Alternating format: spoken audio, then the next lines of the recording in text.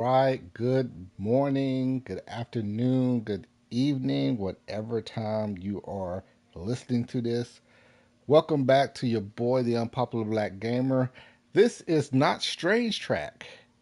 We have pivoted to Strange New Worlds now that they finally released the first two episodes for Strange New Worlds. So we are now back to the unpopular reviews of Star Trek Strange New Worlds Season 3. And as always, my boy Patrick is chilling with me today. Patrick, say hello. Hello. How's everybody doing? And I know we normally do this with a third person. That is my brother Charles. Unfortunately, he is indisposed. It's Hmm. harder to get our schedule synced up like normal. So Is that what the kids are calling it nowadays?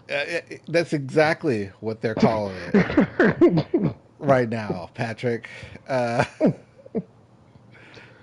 Now, of we're course, we will. Go ahead. we're making the joke. My brother just got married over the past year, so like they're pretty much newlyweds. So we're making the joke that he doesn't have time for us since he's like newlywed. But I'm not hating. I've I've been in this game for way too long. Yeah, how could you hate on that? Can't you can't you can't.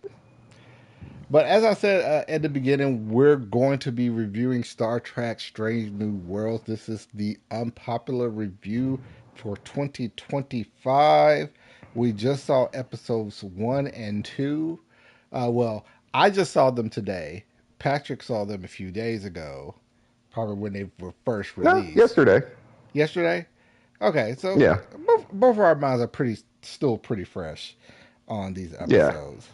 Um, so we just want to take the time to one point out that Strange New Worlds has been approved for not only this season but fourth and fifth season, and then the fifth season is when it's supposed to be over and done with.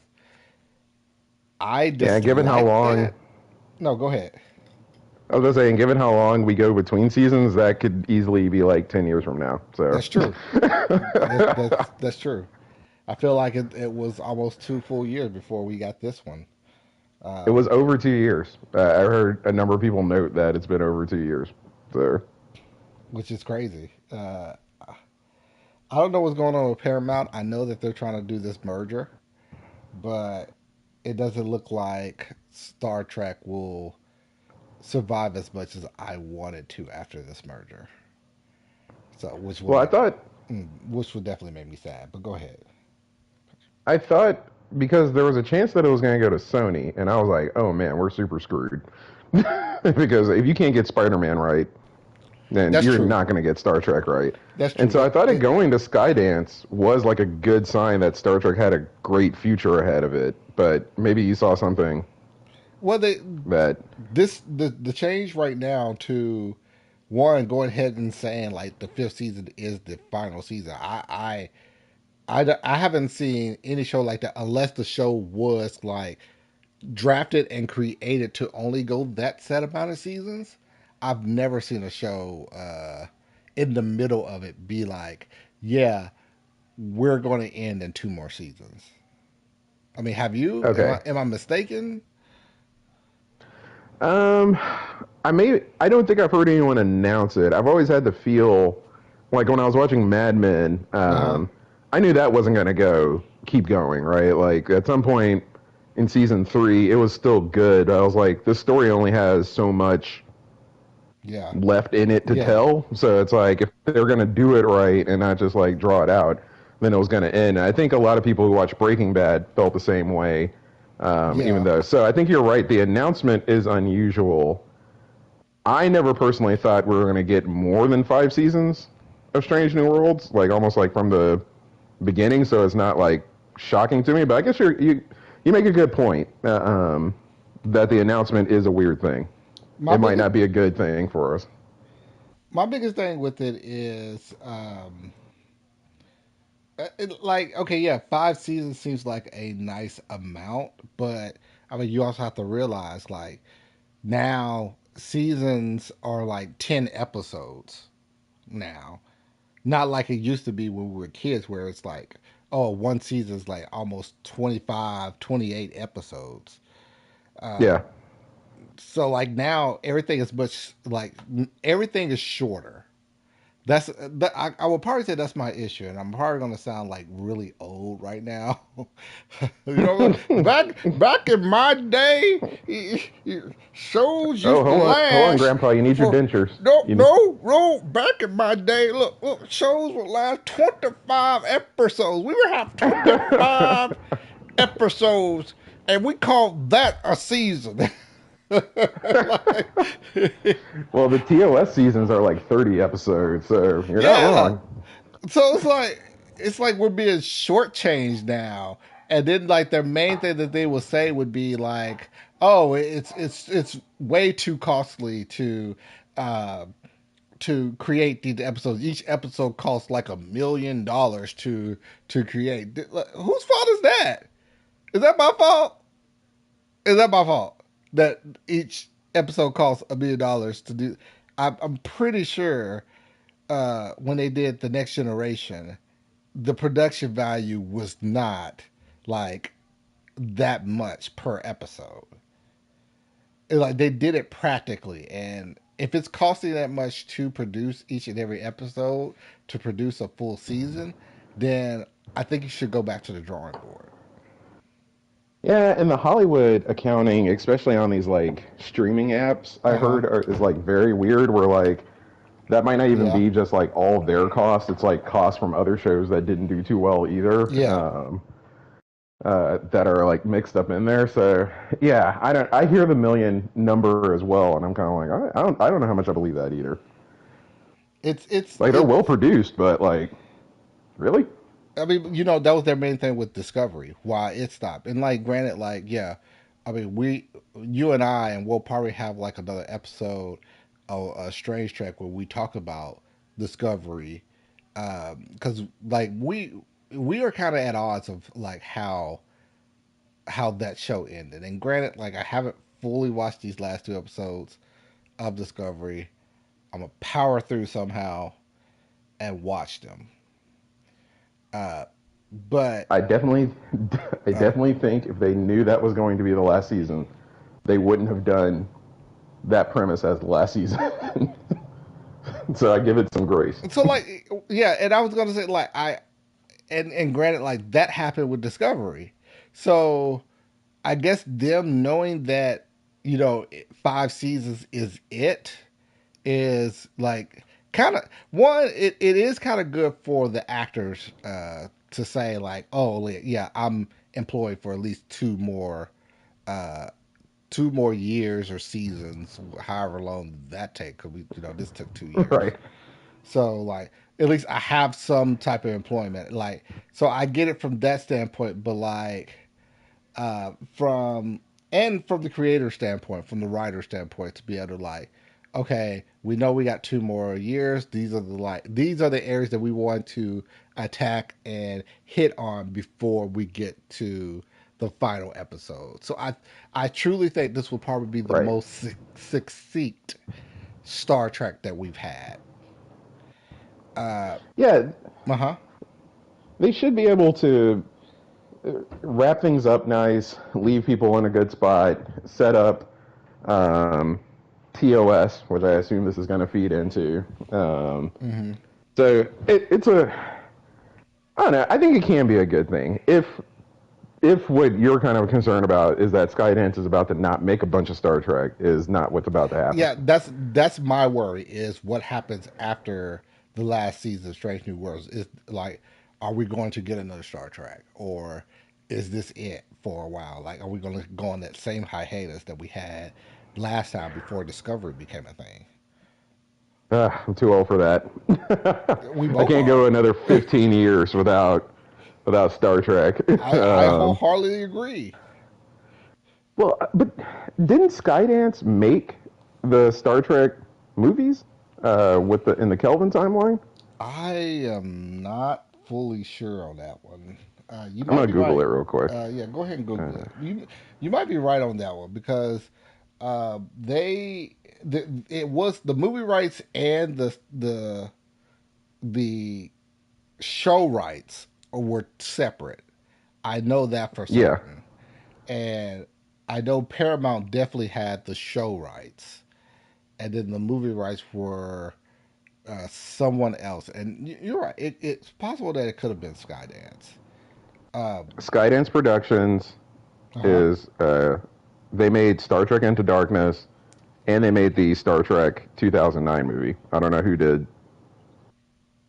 Okay. Oh, the company also co-produced and funded Star Trek Beyond. So I'm hopeful. I Okay. mean, those are all Okay. Kelvin timeline You know stuff. what? That makes me feel better. That makes me feel better. Even if it's Kelvin timeline, I don't look. I don't care. I just need my Star Trek. Okay. All right.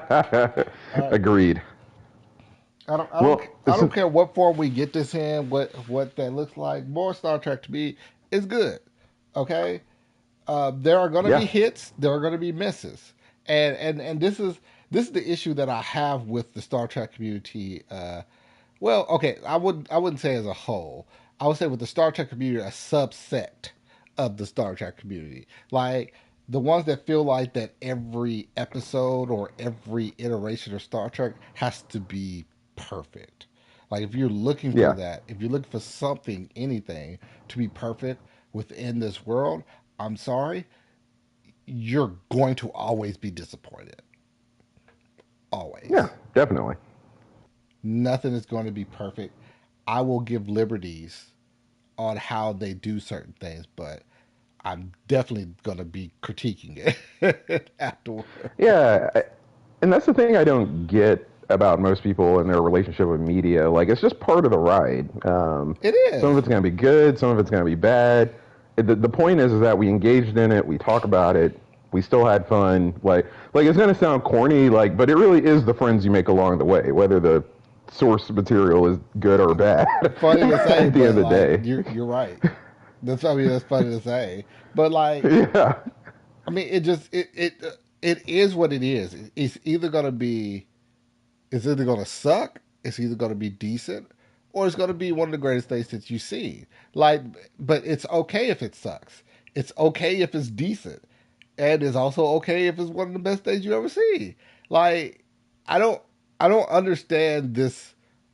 And granted, like we're getting too political. We're getting too political. You know what? You know what? I hadn't said anything about politics. What were you Uh, about to I felt like we were going down a path of being political. say? Before I get on my soapbox, let's go right into the episodes. Okay. I was really saying that to say like Strange New Worlds this season. There are going to be episodes that we're going to like, and there are going to be episodes that we're probably going to dislike.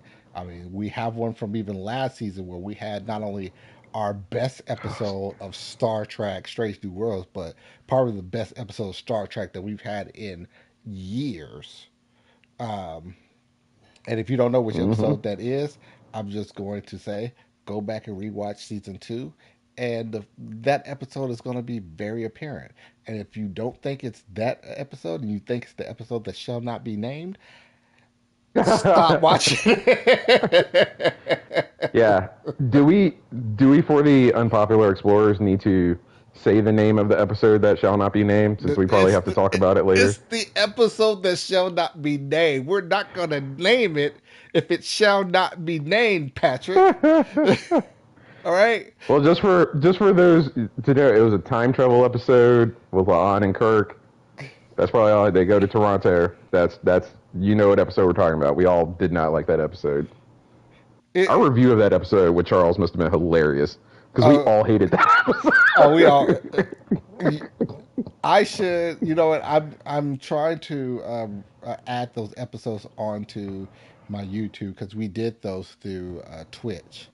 So Oh, okay. like I have them on my Apple desktop, and I need to take the time to like go through and make sure those are at least the live ones because we could go back do and do the re-edits Right. for the like shorter ones, and then I'm pretty sure there's going to be some shorts that I can create for those. But yeah, I'll end up. adding those at some point. But yeah, we Yeah. we reamed that episode like collectively. Yeah. Which backs up our point where it's like when it's good or it's bad, we all still had a time. we all Like we we got did. on here and drank and had some fun with it, even though it was bad. And hey, there are people who love that episode. There are going to I be don't people who understand love that why. episode. Yeah, I don't understand why they As, love the episode. I've heard them explain it, and I'm like, I still don't understand. you know what? As long as they're not a Yahtzee, all right. As long as long as they're not a Yahtzee, like they can. If that is one of their favorite episodes, then God bless them. Okay, bless their hearts. Is Yahtzee the Yeah. YouTube friendly term Yes. for Yes. It is. It the is. thing? Okay, It is. got it. I didn't realize we had to be YouTube friendly about that, so that's good to know. Unfortunately, you do. Yeah. Yeah. YouTube friendly for Yes. Yes. Yes. That's another story for another day that we could spend probably like an hour or two talking about just by In fact, itself. we did. If y'all would like to hear our thoughts on fascism and why I'm outraged, we have Look at that our episode episode available for on Strange New YouTube. for Strange Trek is the Federation fascist. Yes. Wow. Wow. Okay. Well, I don't want to do a four lights moment on that because it's not about a Star Trek It's show. not. It's not. So It's not. I will keep my outrage and just like you avoided the soapbox a couple of seconds ago, I will set my soapbox aside as well. Okay. All right. All right. So we normally don't take this long to get into it, but I'm sorry. Well, it's been The, over 2 years since we've had Strange New World, so like it some setup, yeah. like we It's been over 2 years since we had good Star Trek. Yes, and I'm digging into Discovery on this one. but you're overlooking season 8 of TNG. I'll refer to it that way. Was that was that was after Yeah, that came that was in the after gap. episode 2? Okay, okay, Yeah, yeah. I'll put that as well. But like even the time difference between those two were pretty long. So uh, we understand that there are like budget issues in Paramount, but I mean, God dang it, Paramount! Like if you don't know how to do I'm your job, like I'm not gonna lie. Because I didn't totally perceive how long we had uh huh, gone without since we saw that up. Because for some reason it feels like just yesterday. Because I guess I remember me and Charles talking about it and kind of like the time we had, and we do a lot of these because it's funny, things. So yeah. like I didn't think about it being over 2 years, but man, when I started watching the episode, I was like, yeah, I have forgotten a lot of stuff. I don't really I did the same thing, and totally understand what's happening. I normally remember a lot of crap from like when Yeah. like me and my wife when we're going into the next season of a show that we watch together. I remember everything. She has to rewatch everything the week before we Right. start the episodes again. So even me, I was going in this like, hold on, wait, who who were who who were captured by the Gorn again? I know La'an, but okay. And then they like, oh, Dr. Manga is not here. I was like, oh, okay, okay. Manga, okay. Dr. Shaft is Oh, over actually, he there. just resigned. Uh, He didn't get captured. yeah, yeah, yeah. He just So it's left. like, I have to remember stuff like, oh my God, like, if, I know I'm not that old, but it has been that long since the previous season of Strange New Worlds. So, Yeah, yeah, and I'm happy to have it, but it really took too long. yeah. And part of our ability to remember just even the most esoteric stuff that we don't even realize we remember is because we watch like Hmm. TNG, DS9, and for you at least Voyager so many times that Hmm. like it's just kind of like in there. Like I don't consciously like remember, but it's just it gets refreshed, and so we're not to the point where we're rewatching Strange New Worlds because it's not over. And so, Yeah. yeah, like the time span of like not rewatching it to here, like I was definitely, and I'm glad we both had the same thing where I was like, wow, it's weird to watch Star Trek that I don't totally remember where we picked up from. And Mm-hmm. the funny thing is, I'm looking back at my notes, and it said I wrote something down that said that recap sucked. I probably should have watched the last episode. Been way too long since the last episode. They didn't give you enough of that recap to That understand like all recap. the nuances that was occurring in the show. You just like, hold on, wait, I forgot. Hold on, son of a the Captain Patel. I forgot that she had gotten like hit with the Gorn spore crap. Yeah, yeah. I forgot the orders, like the whole premise of the cliffhanger that they left off of when they did the whole Kobayashi Maru Yeah, yeah, setup, yeah. and I here's remember that. the, I remember that part. the well, but I couldn't remember the exact setup. I was like, I remember he couldn't cross the line without starting a fight. Like I remembered it was a Kobayashi Maru, but I couldn't remember why he Yeah. thought he had to leave. And then someone was like, "Are we going to follow Admiral April's orders?" I'm like, "Oh, that's right. That makes sense."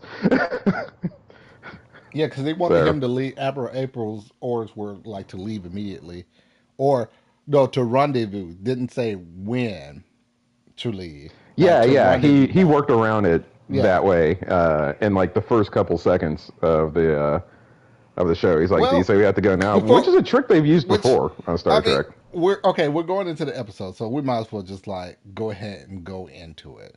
And that So if you haven't listened to any of our reviews before, what we do is we do a recap of said episode. And in the middle of the recap, we are going to break down things that we pointed out or things that we like saw that's just like crazy, and we just oh yeah, I want to talk about this particular scene. Da, da, da.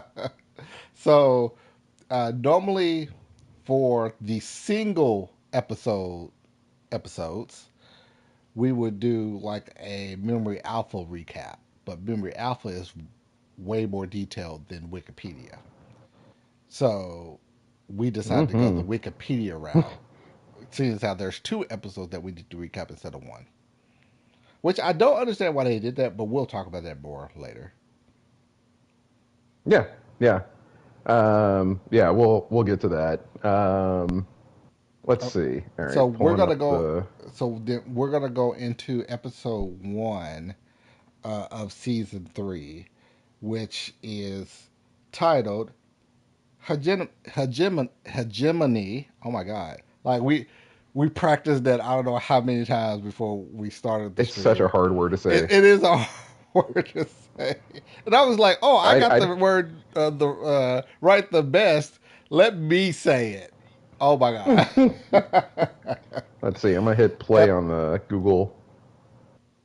Oh wait, I have my. Let's see. Maybe it'll say it for us. Hegemony. Did that hegemony. pick that up? Yes, Yeah, it did. So episode one, hegemony, part two. Uh, so Patrick, go into the recap. yeah. And as you guys may not know, I'm just reading the Wikipedia verbatim. They don't have the Wikipedia page for these episodes up, so it's just the quick little synopsis. Captain Christopher Pike and the crew of the USS Enterprise plant a tracker on the Gorn ship that has captured Security Chief Laan Noonien Singh, Dr. Joseph Mbenga, pilot Erica Ortegas, xenoanthropologist, oh, I made it, Sam Kirk, and many human colonists. Okay. Despite orders, oh, So go ahead. so my main thing with that is number one, I probably should have watched the Wikipedia. I probably should have read the Wikipedia before the actual episode because that just gave a recap of who all was on the Gore ship.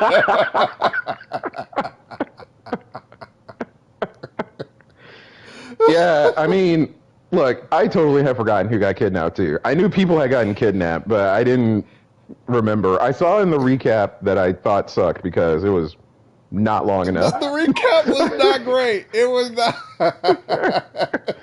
I saw briefly who was getting teleported out by the Gorn, and I was Yeah. like, oh yeah, Ortega's. And of course, I noticed Lon, and I didn't really see anybody else Uh huh. who was there. I missed that Kirk was there. So when he showed up on the ship later, I was like, oh, okay. Well, welcome to this highly dangerous situation. Well, no, that was Kirk's brother, right?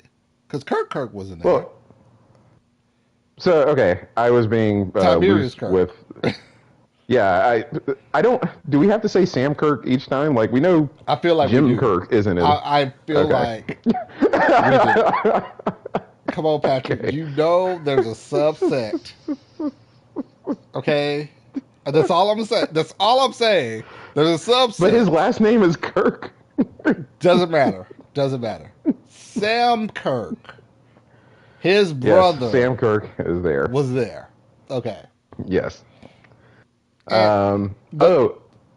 Mm-hmm. one of the things Go that I ahead. do want to point out from the beginning scene is like how they did a play on how we left it from the previous season and how it looked like Pike was unsure of what to do in that particular situation. And I remember saying from our last Oh review yeah. of last season that I feel like that they just do that to play it up, and that he is going to come out immediately with this next episode like I know what to do. Like Which I, is immediately what happens. Like immediately what happens?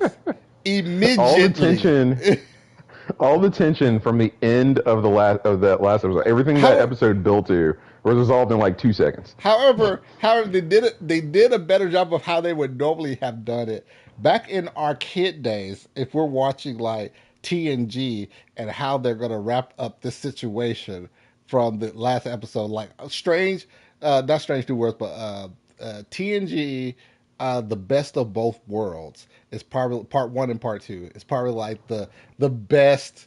Uh, way of Mm-hmm. pointing this out, and how at the end of part one he's like fire, and everybody knows what that Oh, means. Like he's about to fire upon this Borg cube that's going to destroy that cube with the plan that they had set forth, and it's going to destroy it with Captain Picard on board.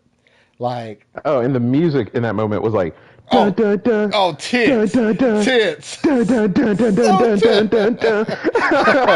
Du, du, du, du.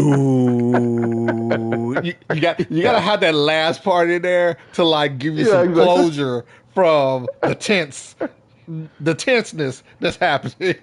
Right, exactly. I'm To not be gonna lie. continued. I'm not gonna lie. That crap got to us when we were young. Sure did. I didn't know what was going to happen. It was so When you're intense. It was just like, oh my god, what's going? Oh no, not Captain Picard. No, he and doesn't when need to die. and when you're young, like, and this was almost the topic, y'all, just for a little behind the scenes. We almost talked about how you thought about Star Trek when you're young versus how you do as an adult. But when you're young, you don't understand contracts You and know, you next know, season and no, things you like that. know, Like, so like I was sitting there like, oh man, I don't know what. How is this gonna? What is happening? no. Well, this is what like 1991, so we were like all of like okay, 84, Yeah, yeah, six, what 7, 8 years, 7, 8 years old around this time. yeah, yeah. I think in real life there was like some like at least drama in like the trade magazines about Patrick Yeah. Stewart's contract that some people like picked up on and were like, oh, did they Oh actually yeah, just write him off? Like, that was the thing. Like there was a situation with this contract of whether they were going to renew it or not. So that was, and this is crazy when you look at like inter office politics when it comes to shows like this during the time of why they created certain plots or whatnot, and plots that are pretty iconic now. And you look back on it and you're just like, oh man, that was a contract dispute right, with Patrick Stewart and oh, so that's why they wrote that in there because they weren't sure if they were going to move forward with Captain Riker or not, right. which would have been a. I'm curious to know how Star Trek would have been if it had turned out I'm that adding it. Patrick Stewart didn't come back, and they moved forward with it being Captain Riker and Commander Shelby. Because Uh, truth be known, I loved Commander Shelby. Like, mm-hmm. she's one of my favorite characters, side characters that they created. Yep, I'm writing it on the episode list. We're Okay, workshopping in real time. so so within that scene, episode one of Hegemony. Oh, 1 second. Uh huh. Your best of both worlds thing sparked something that made me look at my notes. Pike says at the end of that really terrible recap that didn't explain anything that happened. He says at the end of it, he's like, and now the conclusion, which is like the classic Star Trek two-parter Yeah, yeah. little But normally saying. it's normally the computer. And now the Yeah, it's usually conclusion. Majel Barrett. Yeah. Um, but I don't think in this time they have Majel Barrett voice on the computer. The No, they computer don't. sounds like weird. No, they don't. Which there are certain things that I am going to point out that are kind of like retconny. Um, but Okay. we haven't got to that scene yet. So now within this scene, then they decide what they're going to ram the Gorn ship. Which I thought was awesome, to be honest. I truly did too. They they embodied Star Trek really hard in this first 5 minutes of the episode because they Mm-hmm. did the crazy recap, the recap that probably didn't like give you everything that you needed, which means you had to pre-watch the last episode in Yeah, order to or remember. really anything that you needed. Yeah, and then they sum up everything that was a big tease from the previous episode. They sum it all up in like 2 seconds. So Yeah, well, and I think the point you're getting to with the best of both worlds is that you cut to the beginning of that part two, and they fire the weapon, and it's just like, nope. yeah. And that's where I was getting to. Yeah, it was just like, nope, this doesn't work. And then the Borg Cuba's just It does like, not. yeah, I ain't got time for y'all. Turn around and like go straight towards Earth. It just It just left. Like, oh, that was it. That's what y'all were doing. You forgot we had this. Y'all had this discussion with Jean-Luc Picard before we assimilated him. So once we assimilated him, we predicted that you were going to use this same thing. So that is interesting. It was such high drama, but immediately it was like, oh yeah, that's why it didn't work. They've only been adjusting to our strategies all episode so fast that they barely work for a little bit of time. So yeah, duh. but it was enough for simpleton Patrick and simpleton Dante to realize to realize that our what 8 9 year old selves. Yeah, Oh exactly. no, they're gonna kill Jean-Luc Picard. They ain't gonna kill no Well, Jean-Luc Picard. in our defense, there were adults who bought into it as well. So like, I think it's a good dramatic moment, but it does get resolved by just not working at all. 10 seconds. 10 seconds. Oh, that If crap that. didn't work. If that. 10 And seconds might Borg, be like, yeah, generous. we ain't worried about y'all. And going straight to Earth. Yeah, we're also leaving. See y'all. Have fun on your ship or whatever. The crazy thing is, I would probably be talking to my first officer after that, but like, so I'm kind of happy at the fact that they turned around and just like didn't consider us a threat and kept Mm-hmm. going straight through it.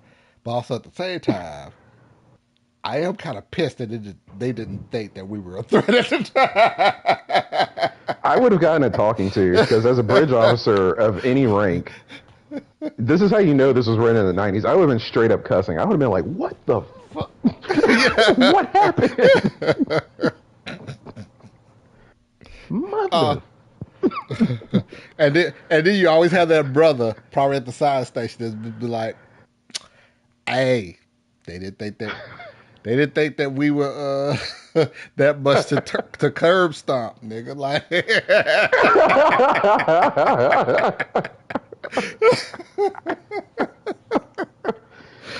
I know. they That would have they been a decided bad to day for me at work. leave. They decided. That would have been a bad day for me on the bridge. Hey, Lieutenant, you're a exemplary officer. Oh, by the way, I came very close to saying my last name right there. Lieutenant, you're Oh you're yeah, we, you're a we very did we good did not do officer. that ever again.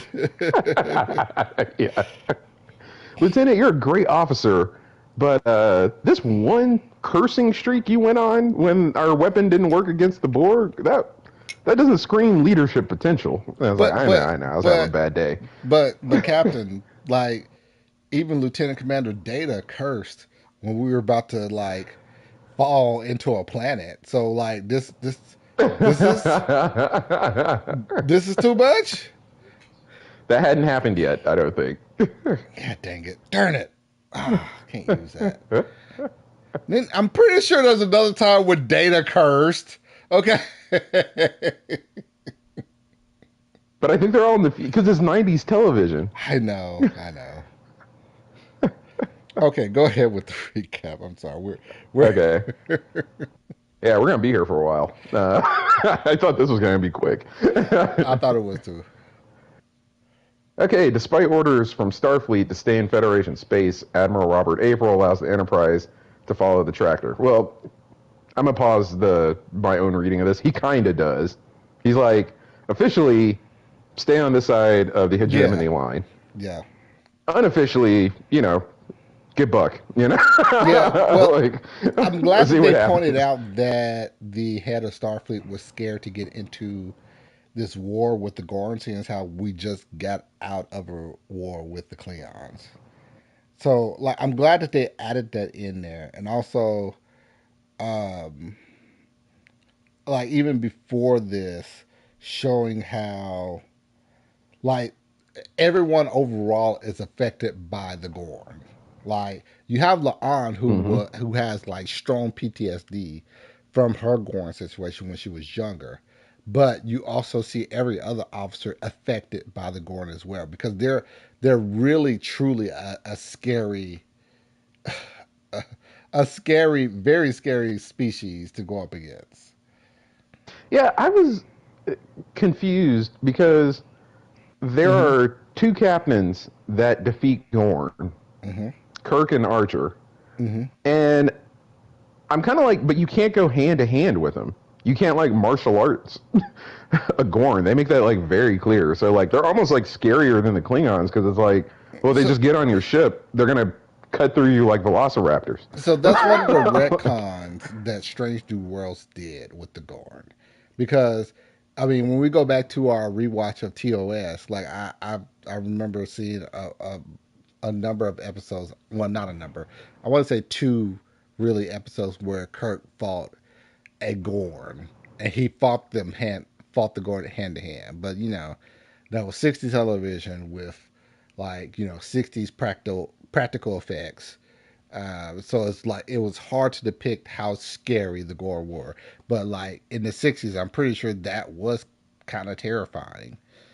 But for us he, now, yeah. what were you about to say? I was gonna say if I remember the episode correctly, because I watched that episode for some reason during season 2 of Strange New Worlds, and I don't know why. Okay. There was another Gorn thing that happened. And from what I remember, he does run up and like punch and kick it, and it doesn't do anything, and then he just Hmm. kind of runs away. But the way the Gorn are presented in this show, you wouldn't even like. Well, as we'll You see wouldn't later even with try Ortegas, that. you wouldn't step to him Yeah, you unless they're you wouldn't even distracted or think something. to try that. Like, yeah.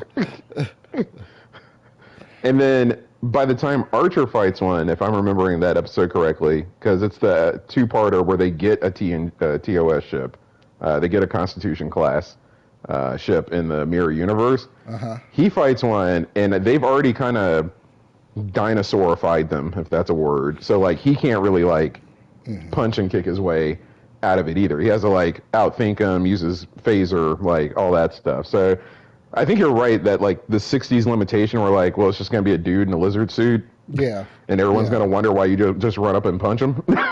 Yeah. So we at least have to try it. Even though I guess the concept was always there that like you can't fight them hand to hand.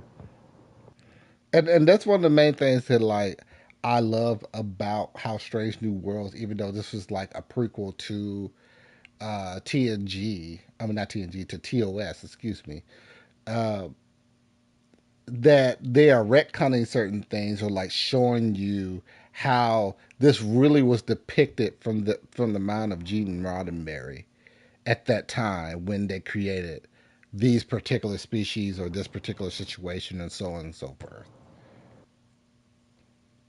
Right. Yeah.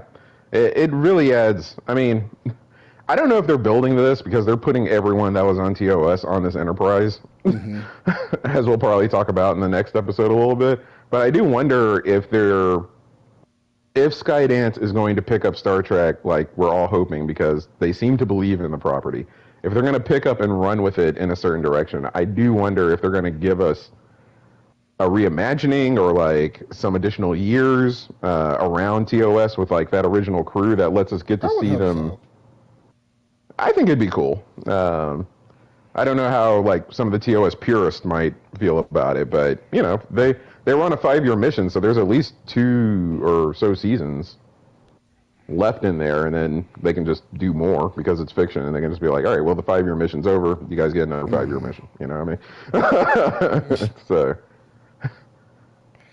Okay, continue on with the breakdown. okay, all right. Let's see. Using engineer Montgomery Scott's, well, as I was just saying, like everyone's loading in on the Enterprise. Which, by the way, we need to talk about him and Pelia So when we get I to it. love him as an actor, by the way. I love who they casted to portray him, and I feel like he does a Okay. really great job. To be honest with you. Well, I think he does a great job too, and I like the fact that we're kind of watching Scotty learn to be Scotty. Yeah, because Um, he's kind of scared to take risks right now. But if we correlate that to what happened on the planet that they were on, it kind of makes sense because Scotty would have had some type of PTSD from that Gorn situation. yeah, yeah. So I'll finish reading this and then we'll get into it. Uh Using huh. engineer Montgomery Scott's Gorin transponder device to go undetected, they find an uncharted binary star system which hides the Gorin homeworld and a large invasion force. They skip some stuff. Did they skip some stuff? No, they didn't. Because they pretty much go to April and then they go. Um, and Yeah. then on the way back, Scotty has that conversation with Pelia that I'm kind of like, oh, Scotty learns how to become Scotty from Pelia, is what I gathered from Okay. this whole like. Okay. So here's where I'm upset and why they did 2 episodes instead of one. Like, cause I feel like episode one was enough to stand on its own. Okay. It did not need a second episode of Star Trek to be like, oh, we don't feel like this episode was strong. So, which is why I see when most streaming networks do multiple episodes instead of just one at a time. It's like we don't want you to get kind of like pulled in with all the minutia, the crate, like the small stuff, because they're introducing a lot of stuff probably in the first episode, and then the second episode kind of like smooth things over with it. So I Mm. get that, but episode one just really stood on its own. It was really like hey, you should have watched the previous episode before you came back to watch this. That's the way I'm getting. Yeah, and I think first off, I let me say overall, I don't care about the 1, 2, or the one. I think I Hmm. broad strokes agree with you if we're just on like the scarcity of it, like you pointed out. Like if we had 20 episodes that were coming out, then sure, release them 2 at a time, or at least Yeah. the first two, and then go weekly or something like that. So the fact that we're kind of cheated out of a week, the release schedule is less of a week. I'm kind of like, yeah, this episode would have been good enough for us to get to next week and do this. So I agree with that. But on some level, and I think I can start to reveal some of my bias that's going to show Okay. up in the scoring of this episode. Mm-hmm. Um, I'm not a fan of really the second part of any two-parter. Um, really, Avengers Really? Endgame. Yeah, Avengers Endgame is the only second part of a two-parter that I was like, oh wow, this is And that's funny because this is really good on its own. I'm really big on like Avengers in like the end game. I'm way more critical on that movie than I am of the Of the Infinity War. Infinity War. Yeah. Yeah, yeah. So I have a bias towards this stuff, and it's why I haven't watched the latest Spider Verse movie. I'm waiting for the second part out, and I haven't watched the last two Mission Impossibles yet. I'm waiting. Well, it's already out. I just haven't gotten to it. When you get into the second part of a two-parter, it's all about resolution. So It you is. build up all the drama, and it's really like the midpoint of the episode is at the end of the first episode, Uh and then huh. that whole episode is just the heroes catching up to the villains, resolving conflicts from the first one, and it feels Tying up like stuff that yeah, was introduced in the previous episode. Mm-hmm. yeah. So it often feels satisfying, but often I feel like nothing really happens. Kind of cheap. It's kind of cheap in a way. It's just a good Yeah, way of like making two parts to an episode. Because really, you could have probably did this all in one episode. exactly, exactly. Yeah. Or a made-for-TV movie where we just get it all at once and it feels a little bit more Yeah. dramatic or something like that. So so it's going to impact my score, and I'll explain that later.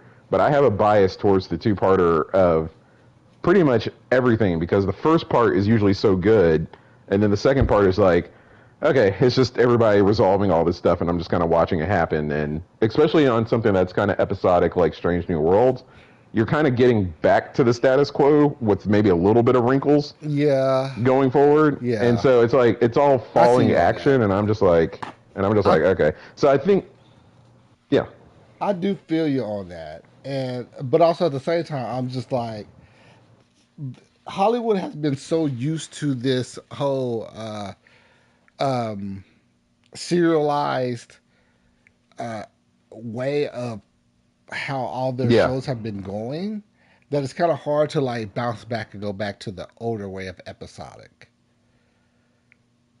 it is, it is. So keep in mind, I enjoyed the episode. Uh huh. I I ding it a little bit out of my own personal bias because I think when I take a step back and then look at it objectively as an episode, I'm like, this was pretty good.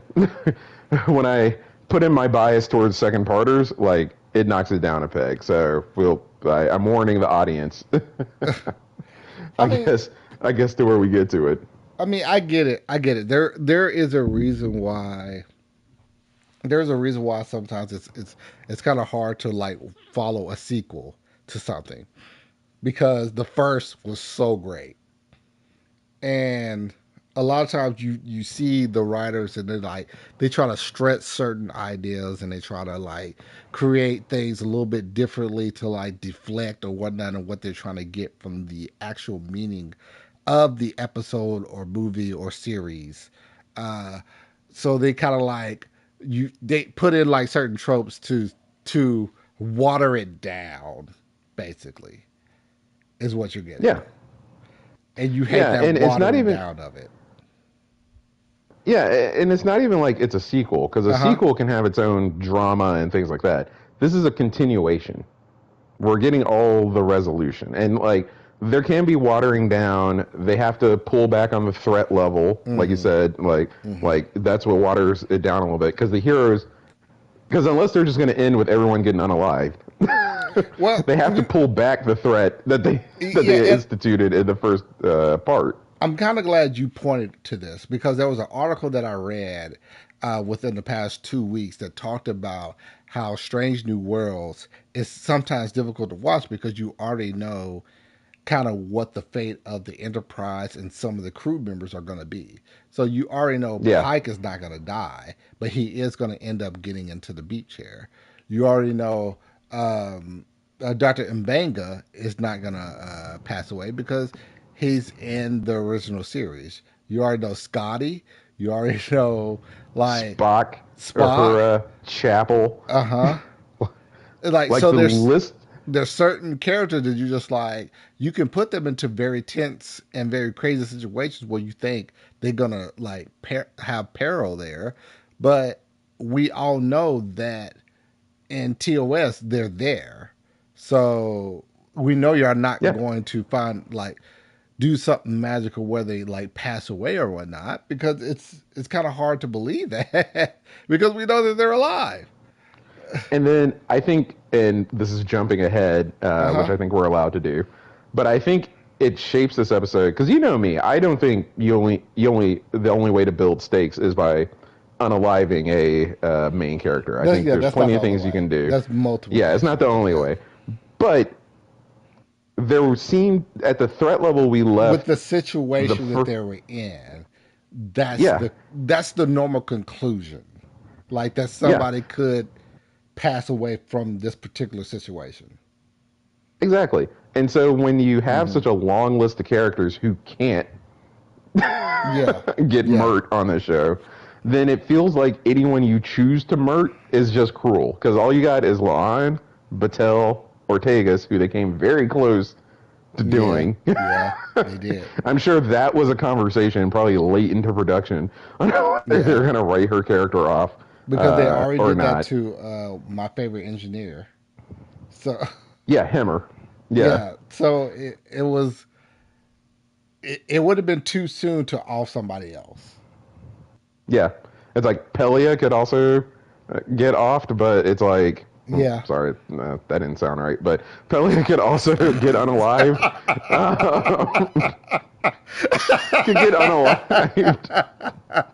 Stop laughing. That's wrong. I'm sorry. That's hilarious. I'm trying to move on. So, Okay. I'm sorry. Uh huh. so it's Yeah. like, Yeah. Yeah. because I think, because I She think, could have got alive. Uh huh. because I think even Robert April makes a an appearance in TOS, if I'm not mistaken. So like even he can't like just randomly be there like the last admiral Mm. that they And murked in Discovery. So it's like, and for the most part, I get that. I really do. But like, Strange New Worlds has done such a great job of getting you to understand not only the main cast but also the minor characters as well. So you do like have an affinity for them.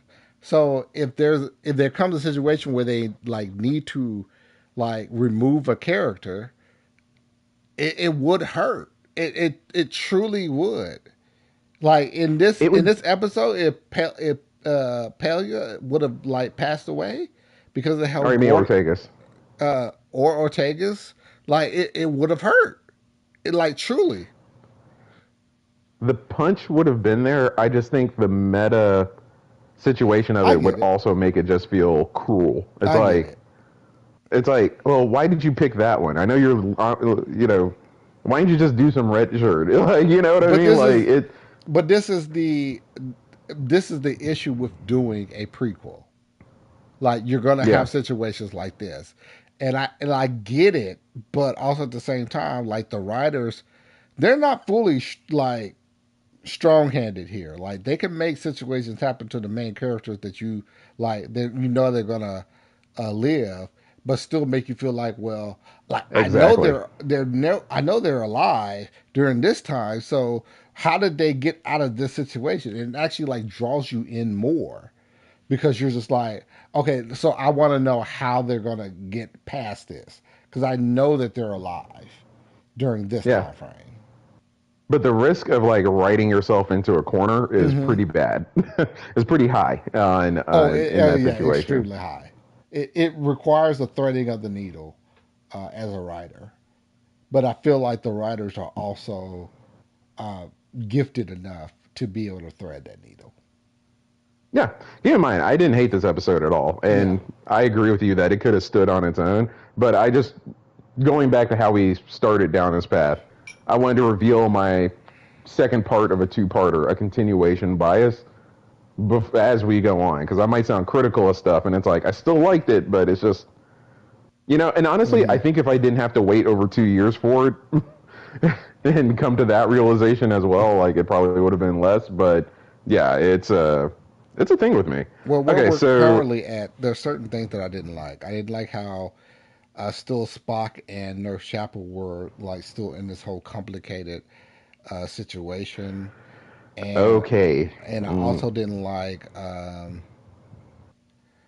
well, I didn't like how in a way of how they were doing Scotty in a way, but then like I started to pay attention to what they were doing as a writing group was to show like Scotty was such a great character in TOS and beyond that we still have to show when Scotty was not as sure of himself. yes, and I like that. And I did. I, And once I picked up on it, I was like, I see what you're doing here. Because any soldier within this situation, anybody would have had some type of PTSD. Yeah. Well, but Pelia points to like a general lack of confidence from him unless he's like under pressure or unless Mm-hmm. he's being challenged in a certain way. And Mm-hmm. she's trying to get him to like have that confidence, have that focus all the time because she's still that, Starfleet professor Yeah. at Yeah. at heart. And I like the way she's trying to like in this setting also be that example because Pike comes in and I can't remember. He asks him like, "What's going on with the cloaking device The device thingy?" that like yeah. Yeah, and he starts to give like this kind of like windy explanation, which first hit my ears as like reasonable. It's like, oh yeah, you want to tell your boss like the risk and things like that. And Pelia actually shows you what he does later in life with Kirk, probably Yes. like a few years from there, which is when do Yes. you need it, Captain? Yes. What when do you need it? What do we need to use it for? All right, it's gonna be ready when we get there. And then just sends the captain along the way and be like, and almost turns to Scotty and be like, that's how you do it. If you're It's gonna be a it's chief engineer. it's one of those like captors are always going to give you an impossible task. How are you going to be able to combat this impossible task that the captain gives you? Are you going to be able to just give them excuses, or are you going to say, "Oh yeah, we can have that done by this time"? And Yeah, that's what she's trying to instill in him. Like as an engineer, your job is to hear what they want, piece everything out, and then be able to give them a realistic time frame. There's a like it's realistically that we can finish this by the time we get into Gorn space. yeah. That is realistic. Is And it when she comes in, fully hmm possible? That's up to us. But it is yeah, realistic. exactly. And when she comes in and scares him later and is like, the Gorn are attacking, they're here, and all this stuff, and he just like pieces it together. Yeah, It's like, oh yeah, that's Scotty. That's the that Scotty is we Scotty. know. He Mm-hmm. always does that. Mm-hmm. But he's like learning how to do it right now because you're right. He's got the survivors guilt, the PTSD from I think the ship is called the Star Drive blowing up. But also he's Mm-hmm. just like just still like I think he's a lieutenant right now if I'm not mistaken. So like he's still probably like 23, 24 or something like that Yeah. canonically. I don't know how old the actor is, and so Pelia is taking this opportunity to show him in the field in a crisis situation that like you have it in you to be a top tier chief engineer on the flagship of the Enterprise if you would just have confidence and focus and just know Mm-hmm. that you can do this. And she's Mm-hmm. setting that example for him. And I'm like, oh, this is cool. And it adds so much depth to when you watch when you see Scotty later or watch him in TOS or whatever. It's like, oh yeah, he learns that from Pelia because he had no clue before these interactions how to just be like, when do you need the dilithium crystals fixed, Captain? I am on it. And he tried. Remember an episode when he was with Jordy, and he was trying Yeah. to like explain that aspect to him as well. You don't tell the captain exactly when it's going to be done. Like you give a little He bravado gets to savvy. it. Exactly. Yeah. That shows like a future evolution. Not only does he catch on how to like just deliver and be a solutions person even under pressure, but then he learns like the art of doing it. So like it was a fun moment for me to watch it happen. I would agree. So And at this point, I do want to point out certain things that they used Una's lineage to be a big thing that could help this particular situation with Captain Pelia uh, going through her. wait, Battelle? Patel. I don't know why I said Paleo. I'm sorry. Captain Patel, with what she was going through, and to use Una's blood to be able to stabilize her enough to be able to expel the Gorn quote unquote babies that were growing in her. Okay, the Gorn are disgusting to me. Like, I'm not racist, but like, but everything is Sounds like gross. the same thing that every racist says I before know, right? they're about to say something racist. I'm not trying to be a Gorn racist, but I'm like, this is so gross. You forcibly grow your babies and other people. Like that's. I have a note here that says Battelle is going to get fridged, and that did not happen in And this that did not episode. But happen because apparently she cannot take the meds that's needed to actually put somebody in cryostasis. I So, wondered when uh I was huh. watching it how they were going to keep her as a ticking clock because she's the ticking clock on the whole Yes, yes. thing for the most part. Like we don't learn about the invasion fleet until later, so it's like we have to resolve this right now because of her, basically. And so I thought rejecting the stasis serum was a good call. I thought it was too, and it, like what you said, keeps a ticking clock on there. But the other, like they had within like Star Trek as a whole, they normally have multiple ticking clocks. It's never just like one thing. Sometimes it is a baryon suite within TNG. Within TNG, Oh, and the Die Hard episode, yeah, the yeah, Die Hard episode.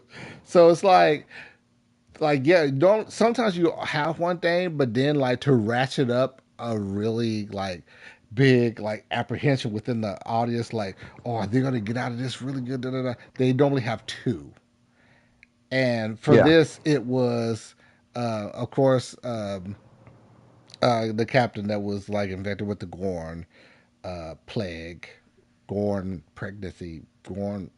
How do we what do How do we talk about this? how I do don't we know. talk about it? Then I'm thinking It breaks about so many it. laws. You know what? No, no, no, no, no, no. Okay, all right, all right, all right. I'm sorry. Okay, okay. Okay, you I found was your way to it. I thought I was going to save my there are four lights moment for another situation. You know what? We may have two this episode. I'm sorry, but We might. We're ambitious. right here. How do we? Is it a? Okay, if the Gorn didn't have other species that like lived around them, how would they be able to procreate? This is sounding like how the Gorn procreate, and it doesn't Yeah, make any sense whatsoever. it makes it sound like if there aren't other beings around, then they're like insects basically, where Exactly. sometimes, yeah, like the pregnancy of an insect kills the host, or Uh huh. unalives the host insect, but they're like lizards, which means they probably Uh should be huh. laying eggs to begin with, It's it rather than like, exactly. yeah. So I'm with you. Like it, I'm like, and so when did they I, figure out that they could just generally infect species everywhere? I Like truly it's understand why they did this as a writer's room because it's horrific. It is horrifying. Like to put your people in this particular type of situation, it like provides an extra edge to the episodes. Like, don't get sprayed with the like hormonic crap that the Gorn spit out. All of a sudden, you're gonna I have mean, eggs laid there are in other you. there are other words we could use to describe what that is, but we won't because We we're won't. We trying to won't. hope No, no. We're trying to like we want be. to protect our reputations and Yes, maybe please. monetize this episode one Yes, day. please. Uh, so I was trying. I really was trying to get past this as much as possible and to like move forward because this is one of those retcons are good. Retcons are needed, especially when you get into a certain age as a franchise of Star Trek is, and have certain multiple renditions of what's going on within Star Trek. So you have to like change how this particular situation is occurring. Da da da da, because it explains it better.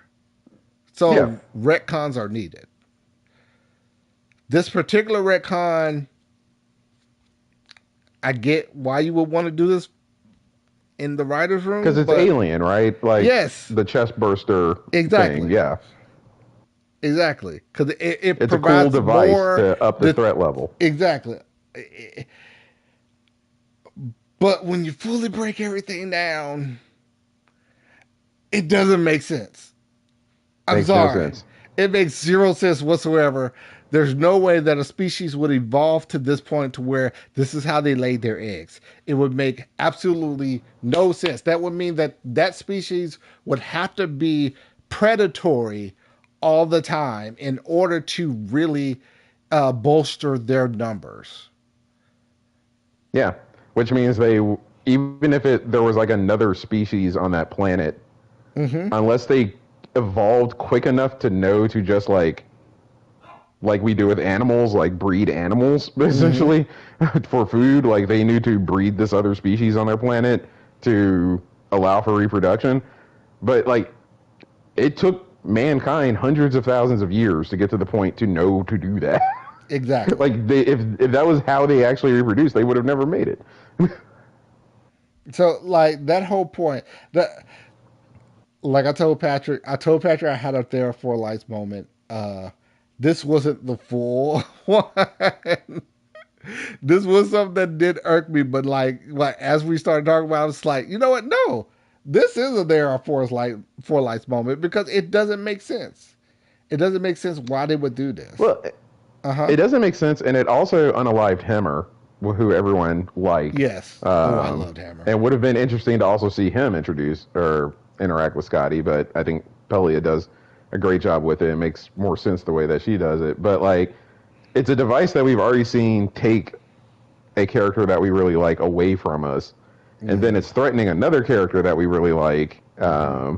again, and it's like, but they would have never become a spacefaring species reproducing that way. Yes. Yes. They would have died out a long time ago. A long time ago.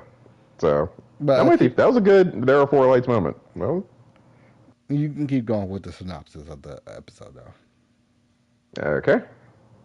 Yeah, I guess we probably, since we're going to do both episodes, probably need to put the pedal to the metal. Oh, one thing I did want to say as I was looking at my Mm-hmm. notes, crossing stuff off, I do love the new intro. They changed out some of the footage, Yeah. and I think it looks cooler. Yeah. We don't need I would to agree with that. have have a whole conversation. Oh, okay, good. Well, then we don't need to have a whole conversation about it. Let's talk for 30 minutes about the intro. No, I'm joking. Let's see. Okay, the binary star system, because everything pops off around binary star systems, apparently. Apparently. Uh, Mm-hmm. Due to the Gorn's sensitivity to stellar activity, they trigger. Whoa, this thing jumps right to the end of the episode. They trigger a long hibernation cycle by creating an artificial uh, coronal mass ejection. Nobody clip that Basically, and they use that made the against me. star. They made it to where a star will look like the starting to their hibernation season. Yeah. Well, so this thing is out of order. Let me read the next sentence, and maybe we can Mm-hmm. get this because that's like very close. Basically, they switched the last two sentences. Laan and Benga, Ortegas, and Sam escape with the transporter codes for the colonists. That's where we got some drama to talk about there. Mm-hmm. Enabling the Enterprise to rescue them. Their escape is interesting to me. Um, Okay. because it takes me, first off, the Gorn ship is disgusting. Mm-hmm. It is absolutely disgusting. That place is nasty. And I don't understand how technology and biology blends together in that way because You Sam know, Kirk is essentially like we're the fuel of the ship and we're being digested, which is why Ortegas has that horrific looking melted hand when she gets out of there. you want to Um, know what that whole part reminded me of? what? Have you ever played Mass Effect, the video game? No, I haven't. The whole thing of how they were on that ship, that species of the Gorn, it reminded me of the main baddie in Mass Effect and how they Oh, did it okay. and how they put people in pods to digest them to be part of their ship and everything. Like that whole part reminded me of Mass Effect. Interesting. Is Yeah. that a good or bad thing? Um, it's I would more so go on the bad spectrum with this because it's like you couldn't think of your own thing for this. But it's possible that the writer who thought of this idea did not have Mass Effect within his preview. Like he didn't know the whole story of Mass Effect and everything to be able to say like, this is where I got this from. I'm being generous here.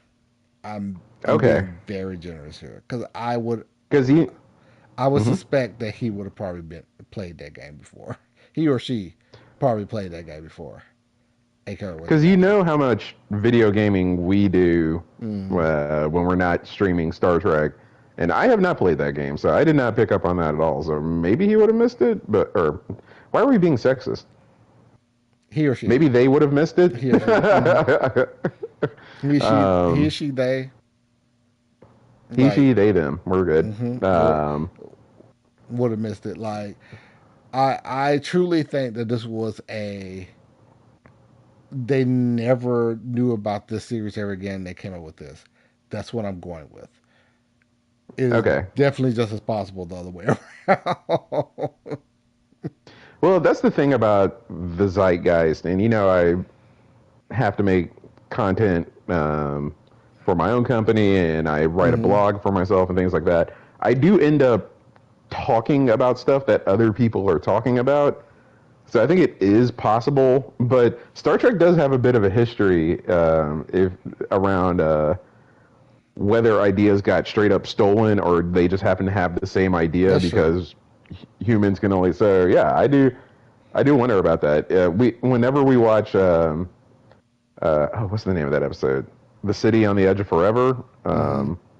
the one with the Guardian of Forever in it. There's an interesting history around that where apparently there's a sci-fi novel that's like basically that episode, and they're like, "Did you steal this from us?" And they're like, "We had no idea you written that. You wrote that thing. we're cranking Sir, out sci-fi every week." Like, now, certain things I do want to point out from the ending of this episode. One, when Spock helps Nurse Chapel figure out how to uh, pretty much heal the captain, yeah, and the whole ending to that was great. Because one, I put in my notes, "You're welcome," and walks away like a badass. Like she told Nurse Chapel told Spy, "Thank you. I couldn't have done this without you." And he was like, "You're welcome," and just like walks away like a badass. Granted, he does turn around and does this longing look towards her when she did see Captain Pike and starts talking to him. And once she's done talking with him, turns around to see Spock gone. Batman vanishes. Like I was like, yes, I'm here for this. I am definitely here for all of this right here. nice. Batman Yeah. vanished on her ass. Yes. I'm sorry. So this is gonna show my bias for the next episode.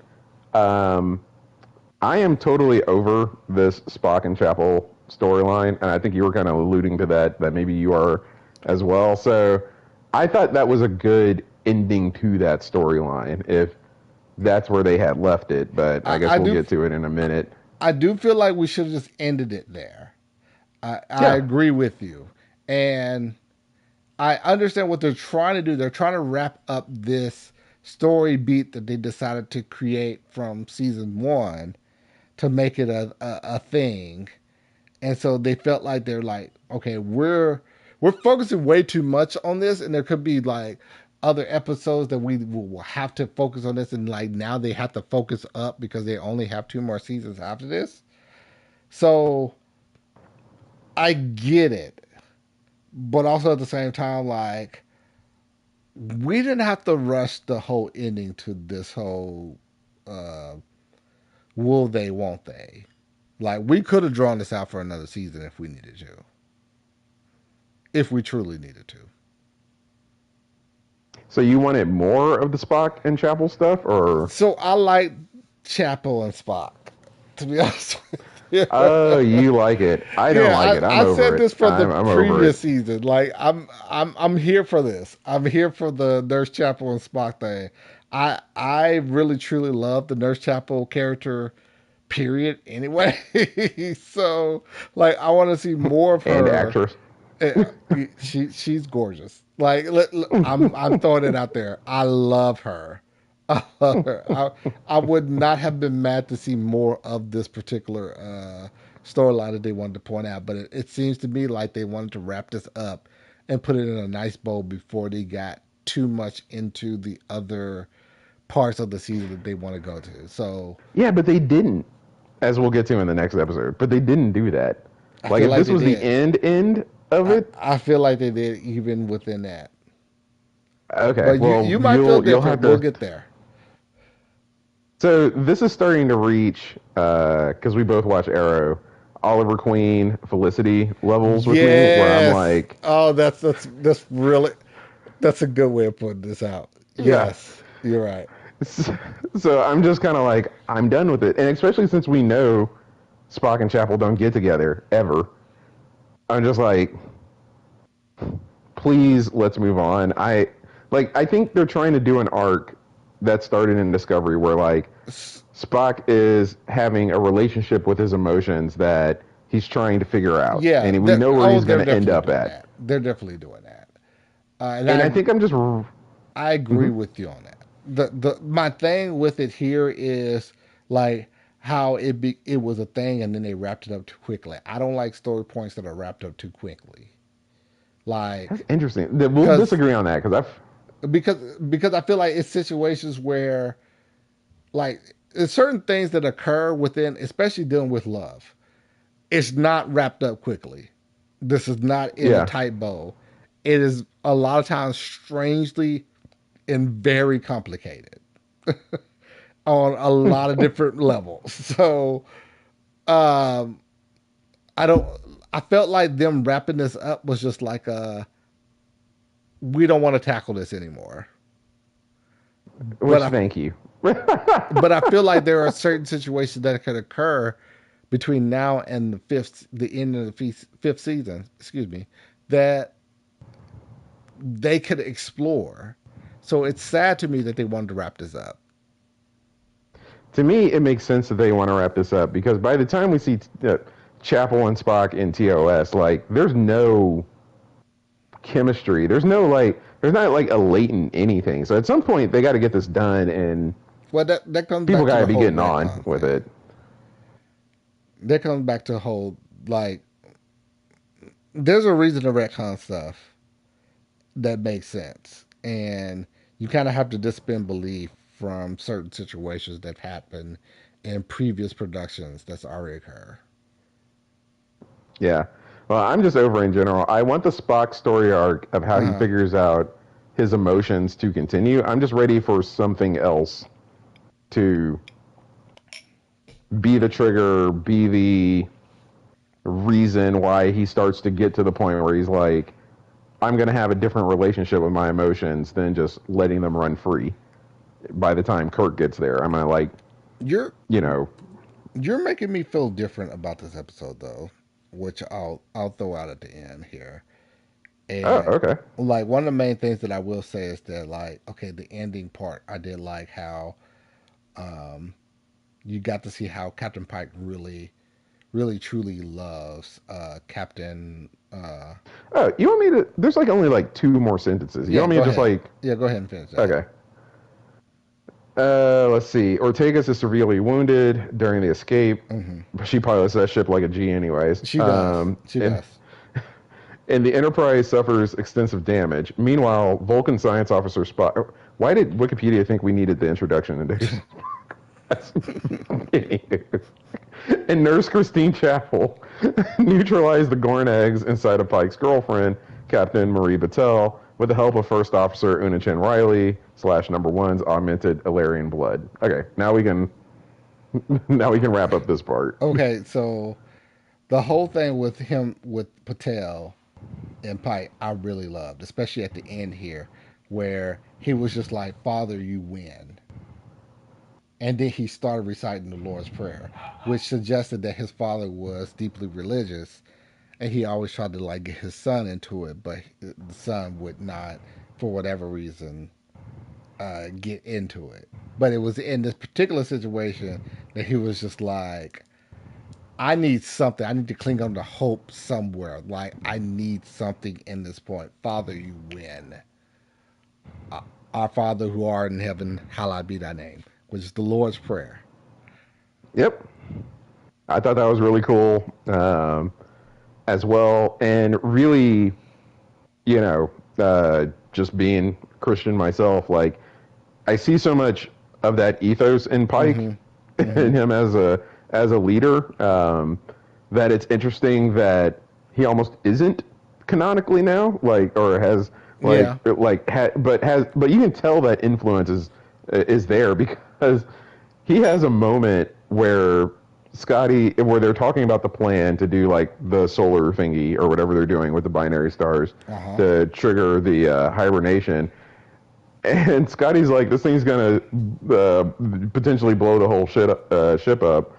Sorry, I think I cursed there on accident. Blow the whole I ship didn't hear up, and Pike is basically like having faith at that moment. And he's just like, well, let's go do it. We got a chance to succeed, and turn it off before it blows the ship up. And I'm like, Pike which is my kind of captain. which is And when funny he because starts to like pray later, I'm like, oh, I get why now. I know we talked about like what the type of captains that we would be, but like the more and more I see how Captain Pike is, I'm just like, that's me. That's how I am as a manager. Like, Yeah.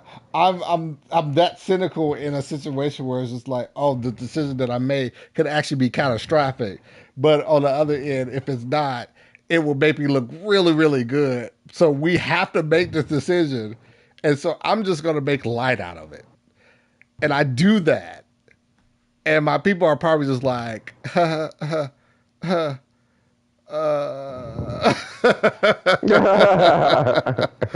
like In they between the suns we go. yeah, they still know like what the odds of it is, but like still it's just like, well, Dante never led us into any terrible situation before. Even though I feel like Well, this is one of those. and to me, it's a reasonable mitigation on the plan. It's like we're gonna try to do this, but turn it off before the ship blows up. Like, Yeah, yeah, yeah.